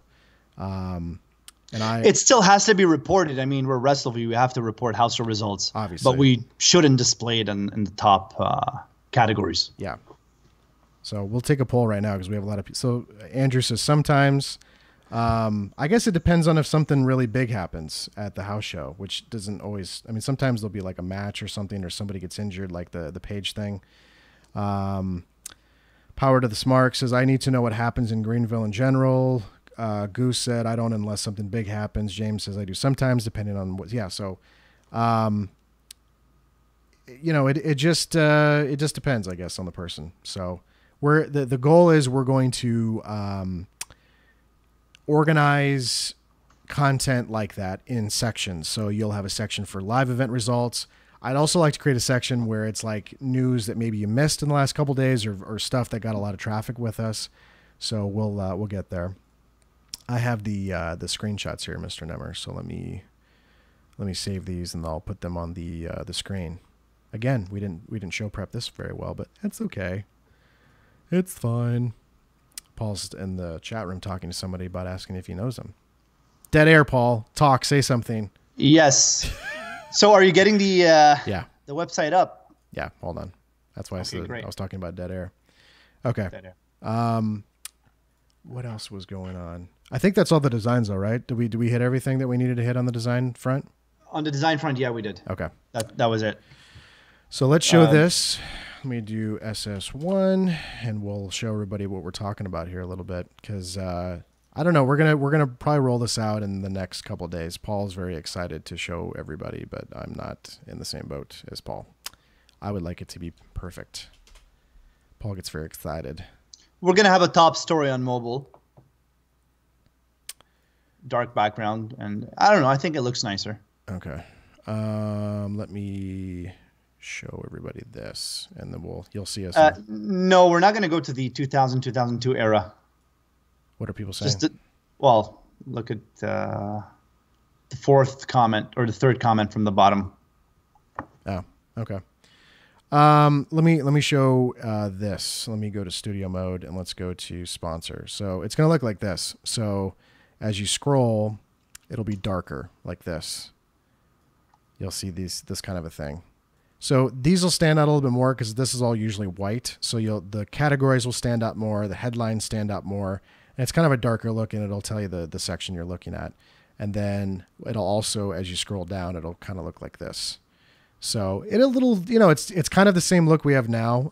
It's just we're just changing the kind of just the colors a little bit because people did really like the dark look. So Hayden says all the TNA news will be at the top. Then absolutely not. That is not true. So we're looking unless it's big news. Yeah, unless it's big. So we'll go from there. But yeah, so that's in the works. Goosey said, is it going to end the random ads popping up? Oh, let's talk about that, Paul, because I get complaints weekly and I always have to give the same response. And Paul's the one that gets to just sit back in his chair and collect his money and drink his coffee and never. So talk about that a little bit. And smoke his cigars. You forgot that. Smoke his cigars. Yes. Yeah. Okay. The ads popping up is beyond our control, guys. What happens is it happens to every website out there. We have, for example, 5 companies with 600 advertisers. There's always one that slips through the cracks and that fucking forwards the site to some spyware shit or spam or whatever you want to call it. It's beyond our control. We try to block everything that comes our way. Mainly it's been happening to iPhones. I don't know why Apple's being targeted. But like I said, it's beyond our control. And this happens to every website that has ads. It doesn't happen on a daily basis. It's geo-targeted. So today it could be somewhere in Western U.S. Tomorrow it could be Eastern U.S. After tomorrow it could be Central, etc. So it's beyond our control. So listen to what Paul says so I don't have to keep repeating myself is the better thing. I've tried to explain to people like we're not in. So I think people thought we were intentionally putting like spyware on Wrestleview, and I was trying to say, listen, sometimes it'll just target people with iPhones, and sometimes it'll target people on Android, and sometimes it'll target people on Android and iPhones. So when you see it, it helps me when you send me a screenshot of it, and then we see the URL, and then I give that to Paul, and then Paul removes it essentially. But I haven't seen it as frequently as it was happening for a while. Of course, Brian Farmer says, I get it on Android all the time. I'm on Android, Farmer, and I don't see it at all. So it's geo-targeted. That's why. That's very true. That's very true. But he says from various sites. So yeah, I mean, there you go. So it's not just us. Not just us. So, but if something does happen and it's like super duper annoying, email me, tweet me, Facebook me, whatever, and I'll take care of it. And I'll let Paul know, and then we'll go from there. So it's annoying, and I get it, but we explain, Paul, why we have to have ads. Like, I think people think we put ads for fun on the website for some reason. We put ads to make money, and that's it now. We have server costs. We have to pay Adam $20 a year. $22 a year. We have to pay our Raw recappers. We have to pay. There are bills to pay, folks. And the server cost alone is a lot of money. For those who own or have owned or know about websites and should know how much a server costs these days. And it's a lot of money. So we have to put these ads up. Yeah. We don't purposely put pop-up ads. We don't purposely put spyware ads. We put simple ads, and what happens is, like I mentioned earlier, just happens. Things will, they'll slip through the cracks, and we have to remove them. That's it. In short, they do because Wrestleview has kids. Yes, Paul has a kid, and I have a kid on the way. So I got kids to feed. So that's exact. By the way, speaking of Roy, is Roy still behind you? Yeah. Yes, he is. He's waiting for his turn. My little Roy toy. Why don't you have Roy come step up to the webcam and talk to us a little bit? Let's talk about the social media aggressiveness. All right. Because we've almost been going for 2 hours without a break. You can give me a break from Adam. Yeah. Go take a pee-pee break and get a scotch or something, and then we'll wrap this thing up. That's right here. Yeah. I need some water. So Roy's going to step up. This is Paul's brother, Roy, who has a lot of experience with social media. Roy's a bigwig in the soccer community, has a website covering soccer. Argentina is going to win the World Cup in 2018, guys. I'm telling you. There you go. Nobody cares, though. It's third world country stuff. Nobody cares. I only said that because you couldn't hear me. Mr. Nemer, Mr. Roy, sir, how are Yes. you? Welcome to the podcast. It says Paul Nemer on the graphic, so I didn't prepare a graphic in time. Sorry about that. So You got to change that, Adam. I could just scratch it out. Just pretend it's not there for a while, and then we'll mind our business. Tell people what we're doing with our social media. What are we doing with social media? Well, you wrote a big email to me about it, but tell people why we have like Instagram now and why you're tweeting funny GIFs on Twitter and stuff. Because it's 2018. Because it's 2018. It's exactly the reason, but Essentially, that's pretty much it. No, it's it's something I do on a daily basis. I mean, I use Twitter, Instagram, all that stuff every day. Adam, you're on it as well pretty often. And it's something that, let's be honest, it was lacking on Wrestleview. Yeah. It was definitely lacking for a while. And why not? Why not do it? Why not attract more interest? Why not, what's the word I'm looking for? Interact more. It's interaction, yeah, because like I sent you, well, I think I talked to you about the article I read about Facebook, how they're restructuring their algorithm again to emphasize interaction versus just seeing posts by companies. So that's something we're going to have to work on, which means more Facebook Live content, more video content, more podcast content like this. So we're trying to adapt because, like, I think for a couple of years, like we've been on Twitter for a long time, but we just kind of tweeted out news articles. You pointed this out to me. You're like, yeah, it's just basically a running timeline of news articles that are on Wrestleview, essentially. So we're trying to fix that. Essentially, it has been that for, I guess, however long you guys have had the Twitter account on Wrestleview, the Wrestleview account on Twitter. Yeah. It's just, hey guys, so Raw results, post this, or this person's injured, put that, or whatever it is. There was no content, like there was no interaction or anything like that. And it's not necessarily just the GIFs or the GIFs, whatever you want to call them, but just sometimes a simple reply to someone or just changing it up, right? And not falling into the quote unquote like the rut of, oh, okay, so whatever we post on Wrestleview, we're just going to post it on Twitter, and that's that essentially. Yeah. And we've also we started a strategy last year of putting tweets in our live recaps. So you encouraged me to say, why don't you just tweet? You're already typing live thoughts as you watch Raw and SmackDown. Why don't you just embed those on Wrestleview, which we've been doing, and it's gotten good feedback. A lot of people seem to enjoy it. Although I remember one person was yelling at me on Twitter that how dare we put our opinions within our result recaps, but the purpose is you see the little embedded tweet outside of what because we don't put thoughts in the writing, we put it in the tweet. But yeah, I know you can't win with everybody, but people are gonna bitch and complain and moan about anything and everything. I know. It's sort of like when you guys were talking earlier about the show and how it was booked and everything. There was like whoever was booking the show tonight there was no win-win situation for them. It was a lose-lose. Oh yeah. It was a lose-lose, definitely. And it's sort of like this. Whatever you post, whatever you tweet, you're gonna get some negative backlash. And whatever way you tweet it or whatever way you try and interact with some people are just, and it's the internet. It's the internet. For everything good that you'll see on the internet, there's always some fucking asshole that's just gonna be like, well, how dare you say this, or why do you say this? And no. Yeah, fuck off. People are rude. People are mean. People are angry. Wrestling fans are angry. We've always said they're sexually frustrated. They haven't really appreciated that we've said that, but that's true. It's true. Yeah. It's definitely true. They're sexually frustrated. As a side note, I'm surprised there was only 5 mentions of Bret Hart in your conversation with Paul. Well, I'm very happy we got to share that photo that Paul did not want the public to see. So I was very ecstatic about that. As soon as I found that on the weekend, he's like, "Oh no, how did you find that?" I was like, "Well, of course I'm going to find it. I have this giant hard drive of old Wrestleview stuff." So I was thrilled. But yeah, we didn't. I was nervous when I talked about the timeline when I said 97. I thought Paul was going to start going on a Survivor Series rant, but he composed himself. He held himself back. I like it. Some other thing that Paul forgot to mention, or maybe I missed it, and I don't know if he did this purposely or not, but yeah, put him on blast, right? Like you said, the first time he ever met or saw Bret Hart was not mentioned on the timeline. When did he first meet Bret? I thought it was 2005 when I was with him. Or sorry, not the first time. Sorry, then my apologies. One of the times he met Bret. Okay. Well, one of the times. 2007. Okay. Where was this at? In Montreal. Oh, when he interviewed him? No. Wait, he didn't interview him. No, Okay, it was, and our good friend Dano was there. Okay. Interesting story with Dano. He ended up getting kicked out, but it was at a bar / lounge or whatever it was here in Montreal, and Bret Hart was doing like an autograph signing. I forgot about that. And there's Paul saying, "Oh, I forgot about that."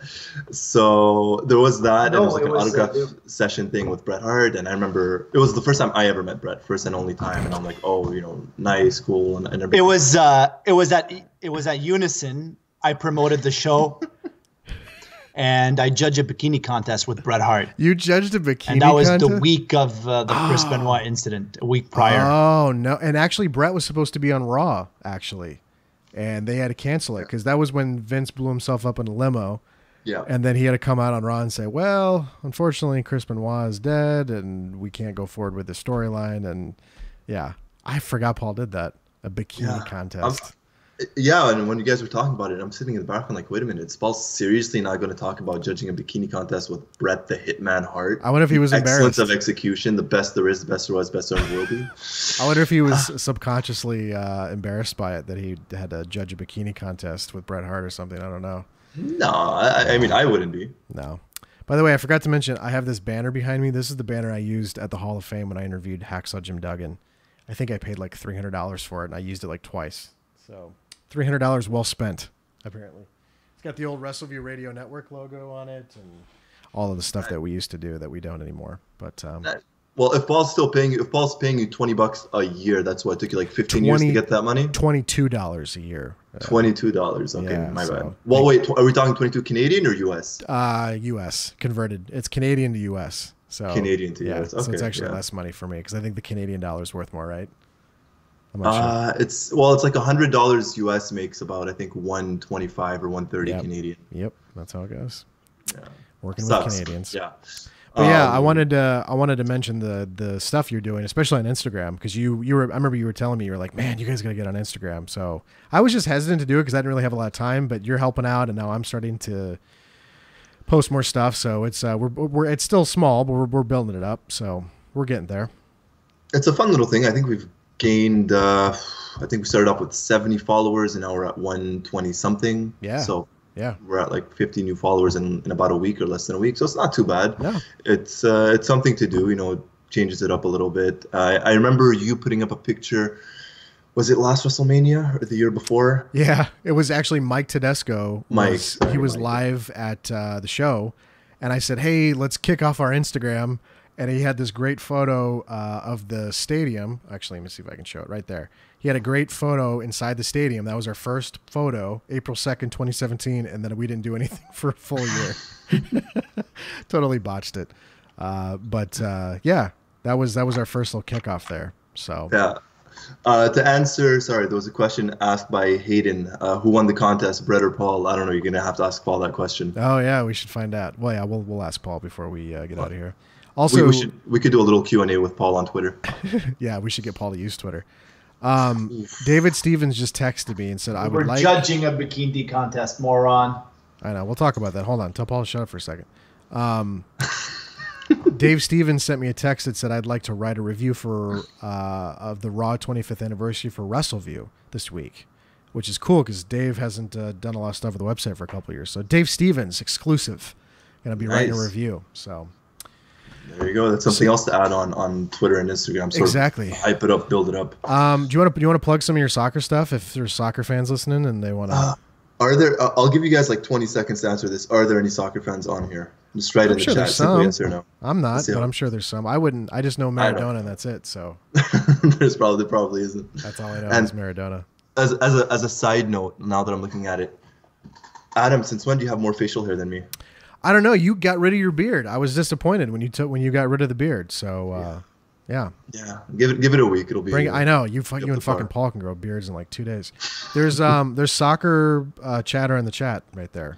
There you go. All right. So power to the smarks. What's soccer? Yikes. All right. What's soccer?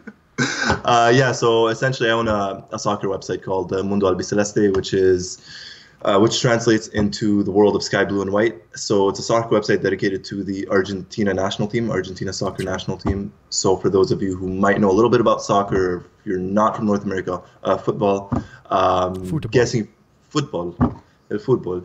So you guys have probably heard of, at the very least, I'm hoping Lionel Messi. Adam, maybe, possibly. Yeah, I know who he is. Yeah. Okay, there you go. So essentially, I cover everything. What is this? Soccer something? It is at Argentina. I've already lost interest, says the fat man. Okay.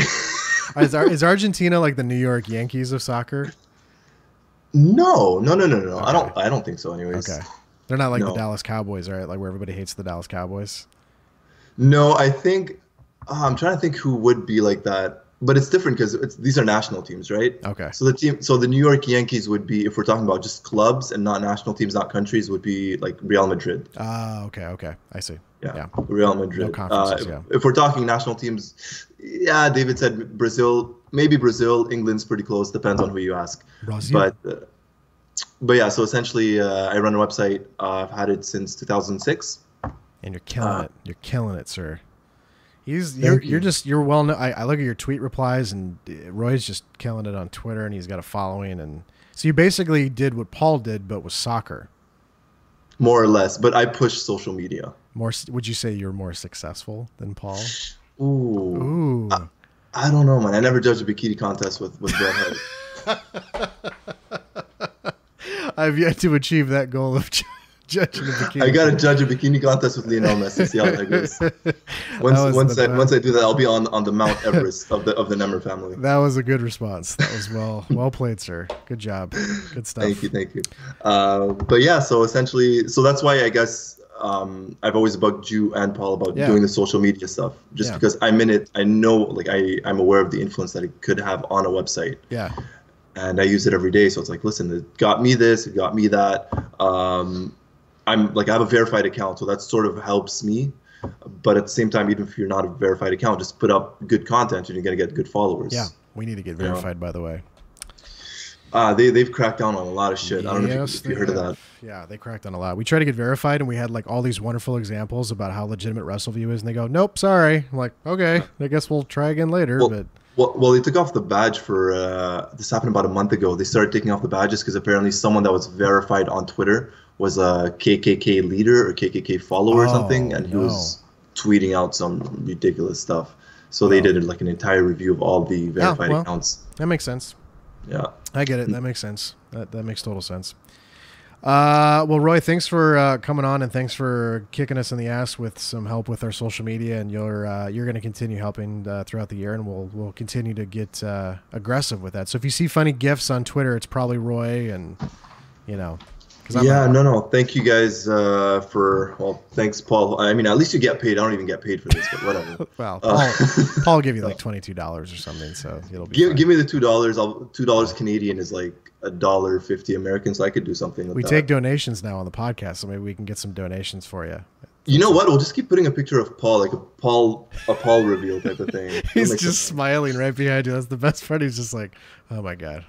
It's so nice. It's pretty fun. But so keep an eye out for us on Twitter, on Instagram. I'm gonna be doing some stuff on Throwback Thursdays. I have some very interesting, some very unique stuff on there, and not just like a flashback to a wrestler, flashback to an event or whatever. But definitely some cool stuff coming up.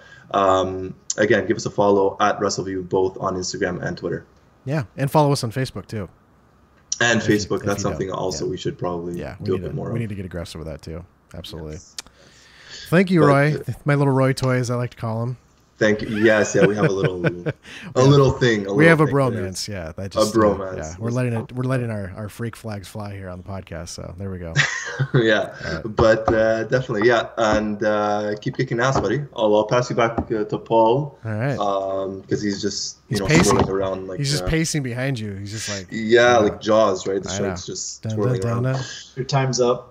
Time's up. His time is now. All right, guys.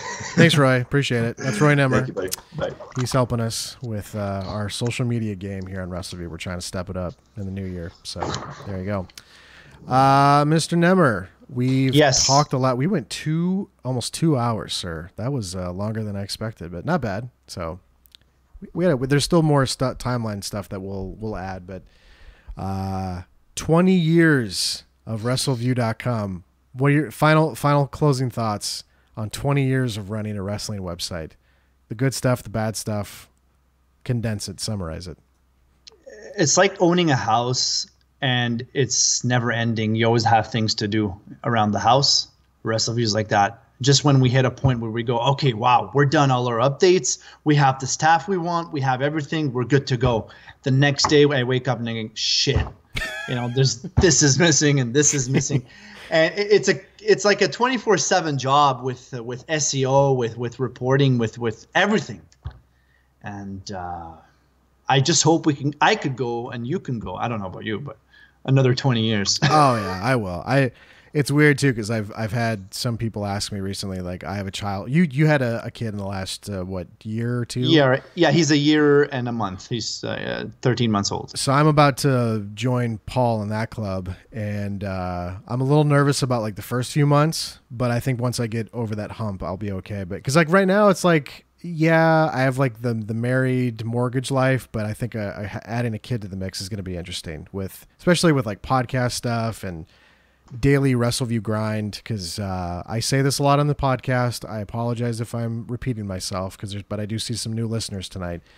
I work on Wrestleview every single day, unless for some reason I take like a random like couple day vacation or something. But there's not a day that doesn't go by that I'm not reporting something on Wrestleview, or I'm talking to Paul about something with Wrestleview, or I'm answering an email about Wrestleview, or I'm taking a phone call or a text or interacting with somebody on social media about Wrestleview. So it's a daily thing. Some days are busy, like today was insane, but like Wednesday and Thursday is not. But again, this weekend's big with us, with TakeOver on Saturday and the Rumble on Sunday, and then Raw on Monday and SmackDown on Tuesday. So we have 4 big days coming up. But it's taking me places I never thought I would be. And it's helped me interact with people I never thought I would talk to. And I've gotten to meet so many. The one cool thing, Paul, above anything else, yes, I've made money. Yes, it's nice to get paid for your hard work. But I think above all, anything else, is that I've met people from all parts of the United States, Canada, Ireland, different parts of Europe, Australia, everywhere, because of wrestling, because of Wrestleview. So people that I normally would not know, I know because of this website. So that's probably the coolest thing above all else, is getting to know people and interacting with people and becoming friends with people. So it's weird to like my wife and family that I like know all these people in different cities and different countries, but it's cool. I love it. I think it's great. And at some point we should all try to organize something and get together for like a WrestleMania or something. I think it'd be fun. So I think it's a great idea. Roy's already mocking me in the chat room with what I'm saying right now. So award-winning speech. It was a little award-winning speechy, but yeah, no thanking God. What's your? I'm going to ask you a question. What was your favorite moment in those 20 years or 18 years that you've been with the site? Wow, that's a loaded question. Probably my favorite moment. Well, other than meeting me. Well, it was cool getting to meet you, but I have to say, and I'm going to sound like a homer when I say this, but when I was allowed to walk inside the WWE Performance Center without having to buy a ticket, because you can buy a VIP experience ticket for like $1,000. I was allowed to show up there. I was walked into the door. I was given a security pass, and I was allowed to walk around with Bill DeMott, and I got to meet Kevin Owens for a while. I got to meet all the staff, and the WWE allowed it, because I remember how adamantly against the WWE was with websites like Wrestleview. So for them to kind of, and what's funny is the person who made it possible was Triple H, which is a quandary for Paul, because I'm trying to look at Paul's face right now. But the person who made it all possible was one Triple H, and he's the reason there's been a change in direction and a change in thought process towards websites like ours, because we're not the only ones that are getting access now. That was probably when someone of his stature and his role in that company said, "Come on in." That's when I went, "Oh wow, this is really we've hit a new we've hit a new level. So that was probably my in terms of like from an external standpoint. Obviously, there's more internal stuff I could talk about of forming friendships with you and with, you know, all the staff members and stuff like that. But from an external standpoint, just because of what my first and last name was and the website I worked for, that was incredible to me that we were given that much access, and that Triple H was the one who signed off on it. So there you go, Paul. You're probably not going to be happy that I picked Triple H as that moment, but it was bigger than that though. It wasn't just that. It was that was a huge. Like, just think about this for a second. When you hired me in 2001, if I told you, hey, Paul, in 10 years or whatever it was, in like a decade, I'm going to walk in and be allowed in by the WWE, you'd be like, okay, no way. So no. That's why I picked that as a reference point. Because, I mean, in 2001, the WWE hated wrestling sites. They were cracking down on media, copyrights, all that stuff. So I would have never imagined that they would give you or Wrestleview access to their performance center, 10, 15 years later. Yep. So that's why I picked that. What was your favorite moment? Oh, wow. Favorite moment would have to be when we went to Chicago. Oh, for WrestleMania. For WrestleMania. With everybody. We were 12 guys, I think. Yeah, it was all your crew, and then Ryan Drosty from Top Rope Press was there with his buddy. Yeah. So yeah. Yeah, that was I guess that was my favorite hangout time. But in terms of Wrestleview itself, and I know this is gonna sound cheesy. What? But it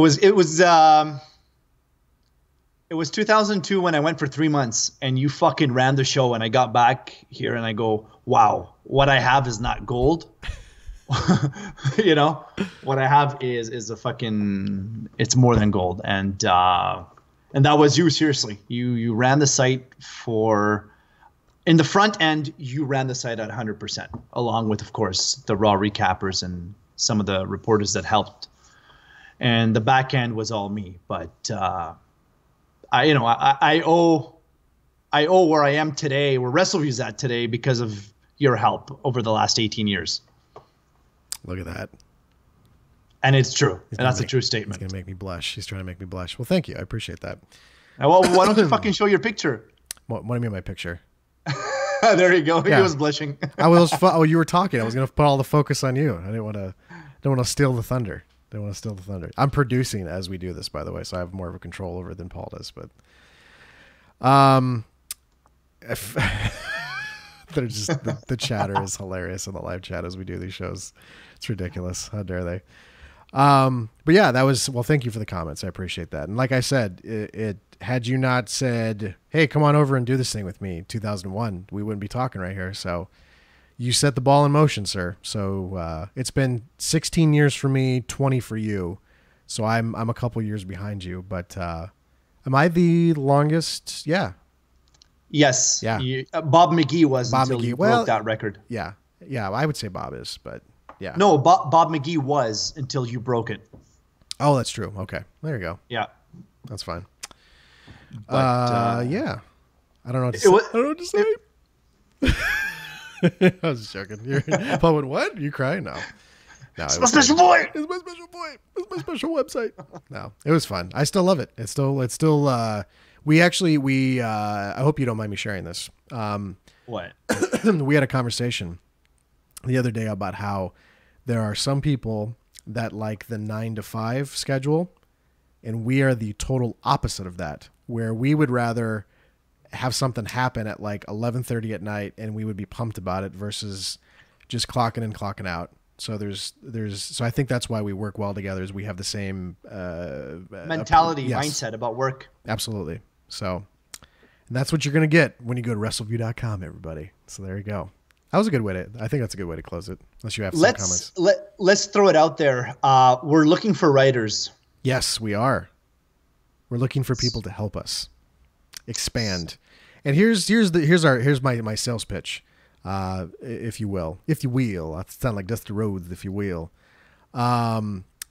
You would immediately have one of the largest platforms to share your thoughts, opinions with right away. We're looking for more feature stuff. So we're looking for people that would react to things happening in wrestling. So like obviously Dave Stevens this week is going to react to Raw 25. So there's obviously we're going to need a reaction to NXT TakeOver in Philadelphia. We're going to need a reaction to the Royal Rumble. Of course, there's going to be podcast content like this. Like this Sunday, I'll be back with Doug Lackey to cover the Rumble. But we still we would like reactionary written content on Wrestleview. So if you are interested in doing that, we'll have a way for you to contact us and get in touch. But yeah, we're definitely looking to expand the staff because we were really hot and heavy with that for a while, and we've kind of backed off on it. And now we want to go back because we kind of, what was the old tagline? We want to put the view back in Wrestleview because so. Well, I want to add something, and not just featured articles, but we're looking for. Oh yes, that too. And you don't have to be an expert or have the inside scoop on wrestling, but we're looking for someone that's around Twitter, Facebook, WWE.com, the general sites, and that's willing to break some news for us. Like for example, if WWE.com reports, I don't know, that page is out for a year. And we don't have it up, but WWE.com has it up. We want a guy that can go out there and, take that news and publish it on Wrestleview, whether it's a official Twitter account or a Facebook page or WWE.com or whatever. And we can, with proper guidance and proper, we'll give the information that person needs, and that person can do anything. You don't need to have any contacts in the WWE to do the role that we're looking for right now. Mike Tedesco bringing up an excellent point that please have good spelling and grammar, though, because I like that. Mike worded it nicer than me. He said, please have a mastery of the language we all know and understand. So that would be the English language. So or French if you're Paul. So could you do a report on Wrestleview and type it up in French? Yes, I can. Okay. I've done essays in French. Do you want to give a little more French one more time for the chat room? Can you talk about what you think about Raw 25 tonight in French? C'était qu'est-ce que je m'attendais. Il y avait rien de spécial. C'était une semaine avant le Royal Rumble. Fait que c'est très, très normal qu'est-ce qui est arrivé ce soir. Il n'y avait pas de surprise. Il n'y avait rien. Alors, c'est ça. My favorite thing about French is when you will say something in French and then you'll say a word in English. You go, oh, Royal Rumble. And then you'll just go back. That's my favorite part. I just like to listen to it. It's nice. Okay, everybody. We've been here for 2 hours. We put in some work. We put in some time. We grinded. We have a timeline we're going to reveal tomorrow, and then we're working on the new look for the mobile look, and then we're also going to tinker with the desktop as well in the coming days. So look for that. And obviously, if you're interested in being a part of the Wrestleview staff, we'll put some information up there as well, and we'd love to have you. Just email us. Email us, and we can talk from there. That too, if you want to. If you're interested on writing. Go away. Yeah, Roy's gonna cringe. He'd rather have us than people tweet at us or Instagram us or Facebook us. But because whenever I hear someone say, "Yeah, email me," it's like, "Oh, really? Okay." I mean, I still use email, but it just sounds like an old term to say. It's like Paul, I'm gonna go to Best Buy and buy a DVD these days or something like that. I don't know. A CD burner. Yeah, I'm gonna buy a CD burner right now or something like that. But seriously, I want to end this by saying thank you to everybody that have contributed to Wrestleview, to its readers. Yes. Everybody that has crossed paths with Wrestleview, AAA from TPWW Douglas, Wrestling Historian, Kevin Romano of TWMP, Hunter Golden, Tom Van Stone, Steve Gerwick, Mike Tedesco, Anthony Valvo, Jason Namack, every single person, past or present. Thank you very, very much. And I have Adam Martin to thank most. Seriously, Adam, thank you for an amazing 16 years, even though Wrestleview's been on for 20. Yes. And I don't think I'll ever find anybody like Adam Martin that can run the show. Did you fucking hear that, everybody? Did you hear that? Let that just sit in your brain a little bit. No, I don't want to. I sometimes I don't know how to react to compliments, so I just start to get angry and feisty. So, but thank you. I appreciate the comment. I want to thank Doug Lackey too, because. Doug. Doug's a big one. We have a huge list. We're going to add it tomorrow. And this is why I got nervous about saying names. Like Brian Farmer in the chat. He's fucking great. Mr. V, Farmer. Dave Stevens, Mike Tedesco, Alex Cars, Jason Amico, Tom Van Stone, Hunter Golden, everybody. Like there's so many names, and that's why I was like, oh, I hate going into names because I feel like we're gonna forget somebody, and somebody's gonna get pissed off somewhere. I know that's what's hard about it. So, but we'll get to. I promise you that timeline that we're gonna release will evolve, and we'll get everybody in there, and we'll keep. Oh my God, thank you, Ben Bauer. Ben freaking Bauer. Thank you very much. Ben was a big part of the website. I cannot believe we left. I even texted you Ben's name today. So Ben, you can hold Paul personally responsible for forgetting to put you on the timeline. Ben, it's not my fault. But I have a screenshot proof if Benny Bauer wants to know. But so Ben used to cover Ring of Honor religiously for us and indie news. He did interviews, and then he also his favorite thing to say was he was one of the best Sunday Night Heat preview writers of all time. That's my favorite thing he used to tell people. He goes, nobody could write a Sunday Night Heat preview as good as I could. So that was his bread and butter back in the day when that show was a thing. So thank you to Benny Bauer. There's a lot of column writers too that we're forgetting. And Roy Nemer, my brother, Roy for Nemer. the social media stuff. Yes. And he's done a few reports for us and always filled in for SmackDown. Yes, Roy will fill in for SmackDown when I am unable to recap it. So that's awesome too. So there's so many names though. There's a litany of column writers, Paul, that we have to put up there too. So a lot of people that helped contribute to the success of Wrestleview. So I should also thank, and I know this didn't last super long, but the contributions that the Trey Dog made, the contributions that Jeff Jackson made. A lot of people did radio content for us in the early days of the VIP section. So thank you to both of those guys. There's a lot of people, Andy Knowles, who did the Pro Wrestling Rewind, who always plugged WrestleView on broadcast radio, a ton of people. So again, I'm going to be forgetting people, but I promise you we will get to you and put you up on the timeline. So there we go. I'm done. 20 years, guys. 20 years. Fucking years. I we lasted triple the amount of Nitro. We lasted longer than Nitro. Yeah. I think you put that 3 times. Did you put that in the Today in History that we actually lasted longer than Nitro or something like that? No, that was Trey that. Oh, Trey did that. Yeah. Oh yeah. Trey did the old Wrestleview commercial with the APA music, and his closing line was, well, hey, they lasted longer than Nitro, so they must be good. So I wish I could find that. I bet I have that commercial somewhere on a CD, so I'll have to find that. But that was great. Brian Farmer's not going to like that because he's a WCW homer. He's going to be offended by that. No, don't get me wrong. I'm a huge WCW fan. I'm not. I thought it sucked. But I watched it religiously, but the problem with WCW, we all know, everybody was in charge. Too many people in charge. Yeah, maybe we can get Eric Bischoff on here to talk about that sometime. Eric Bischoff is an idiot. I would love to talk to Eric Bischoff. He's a great guy. He's a nice guy, but he's an idiot when it comes to booking. The guy had one good idea, amazing idea, was in NWO. That was it. I love his book. And it was an idea he took from Japan. I love his book. I'm a fan. So, all right.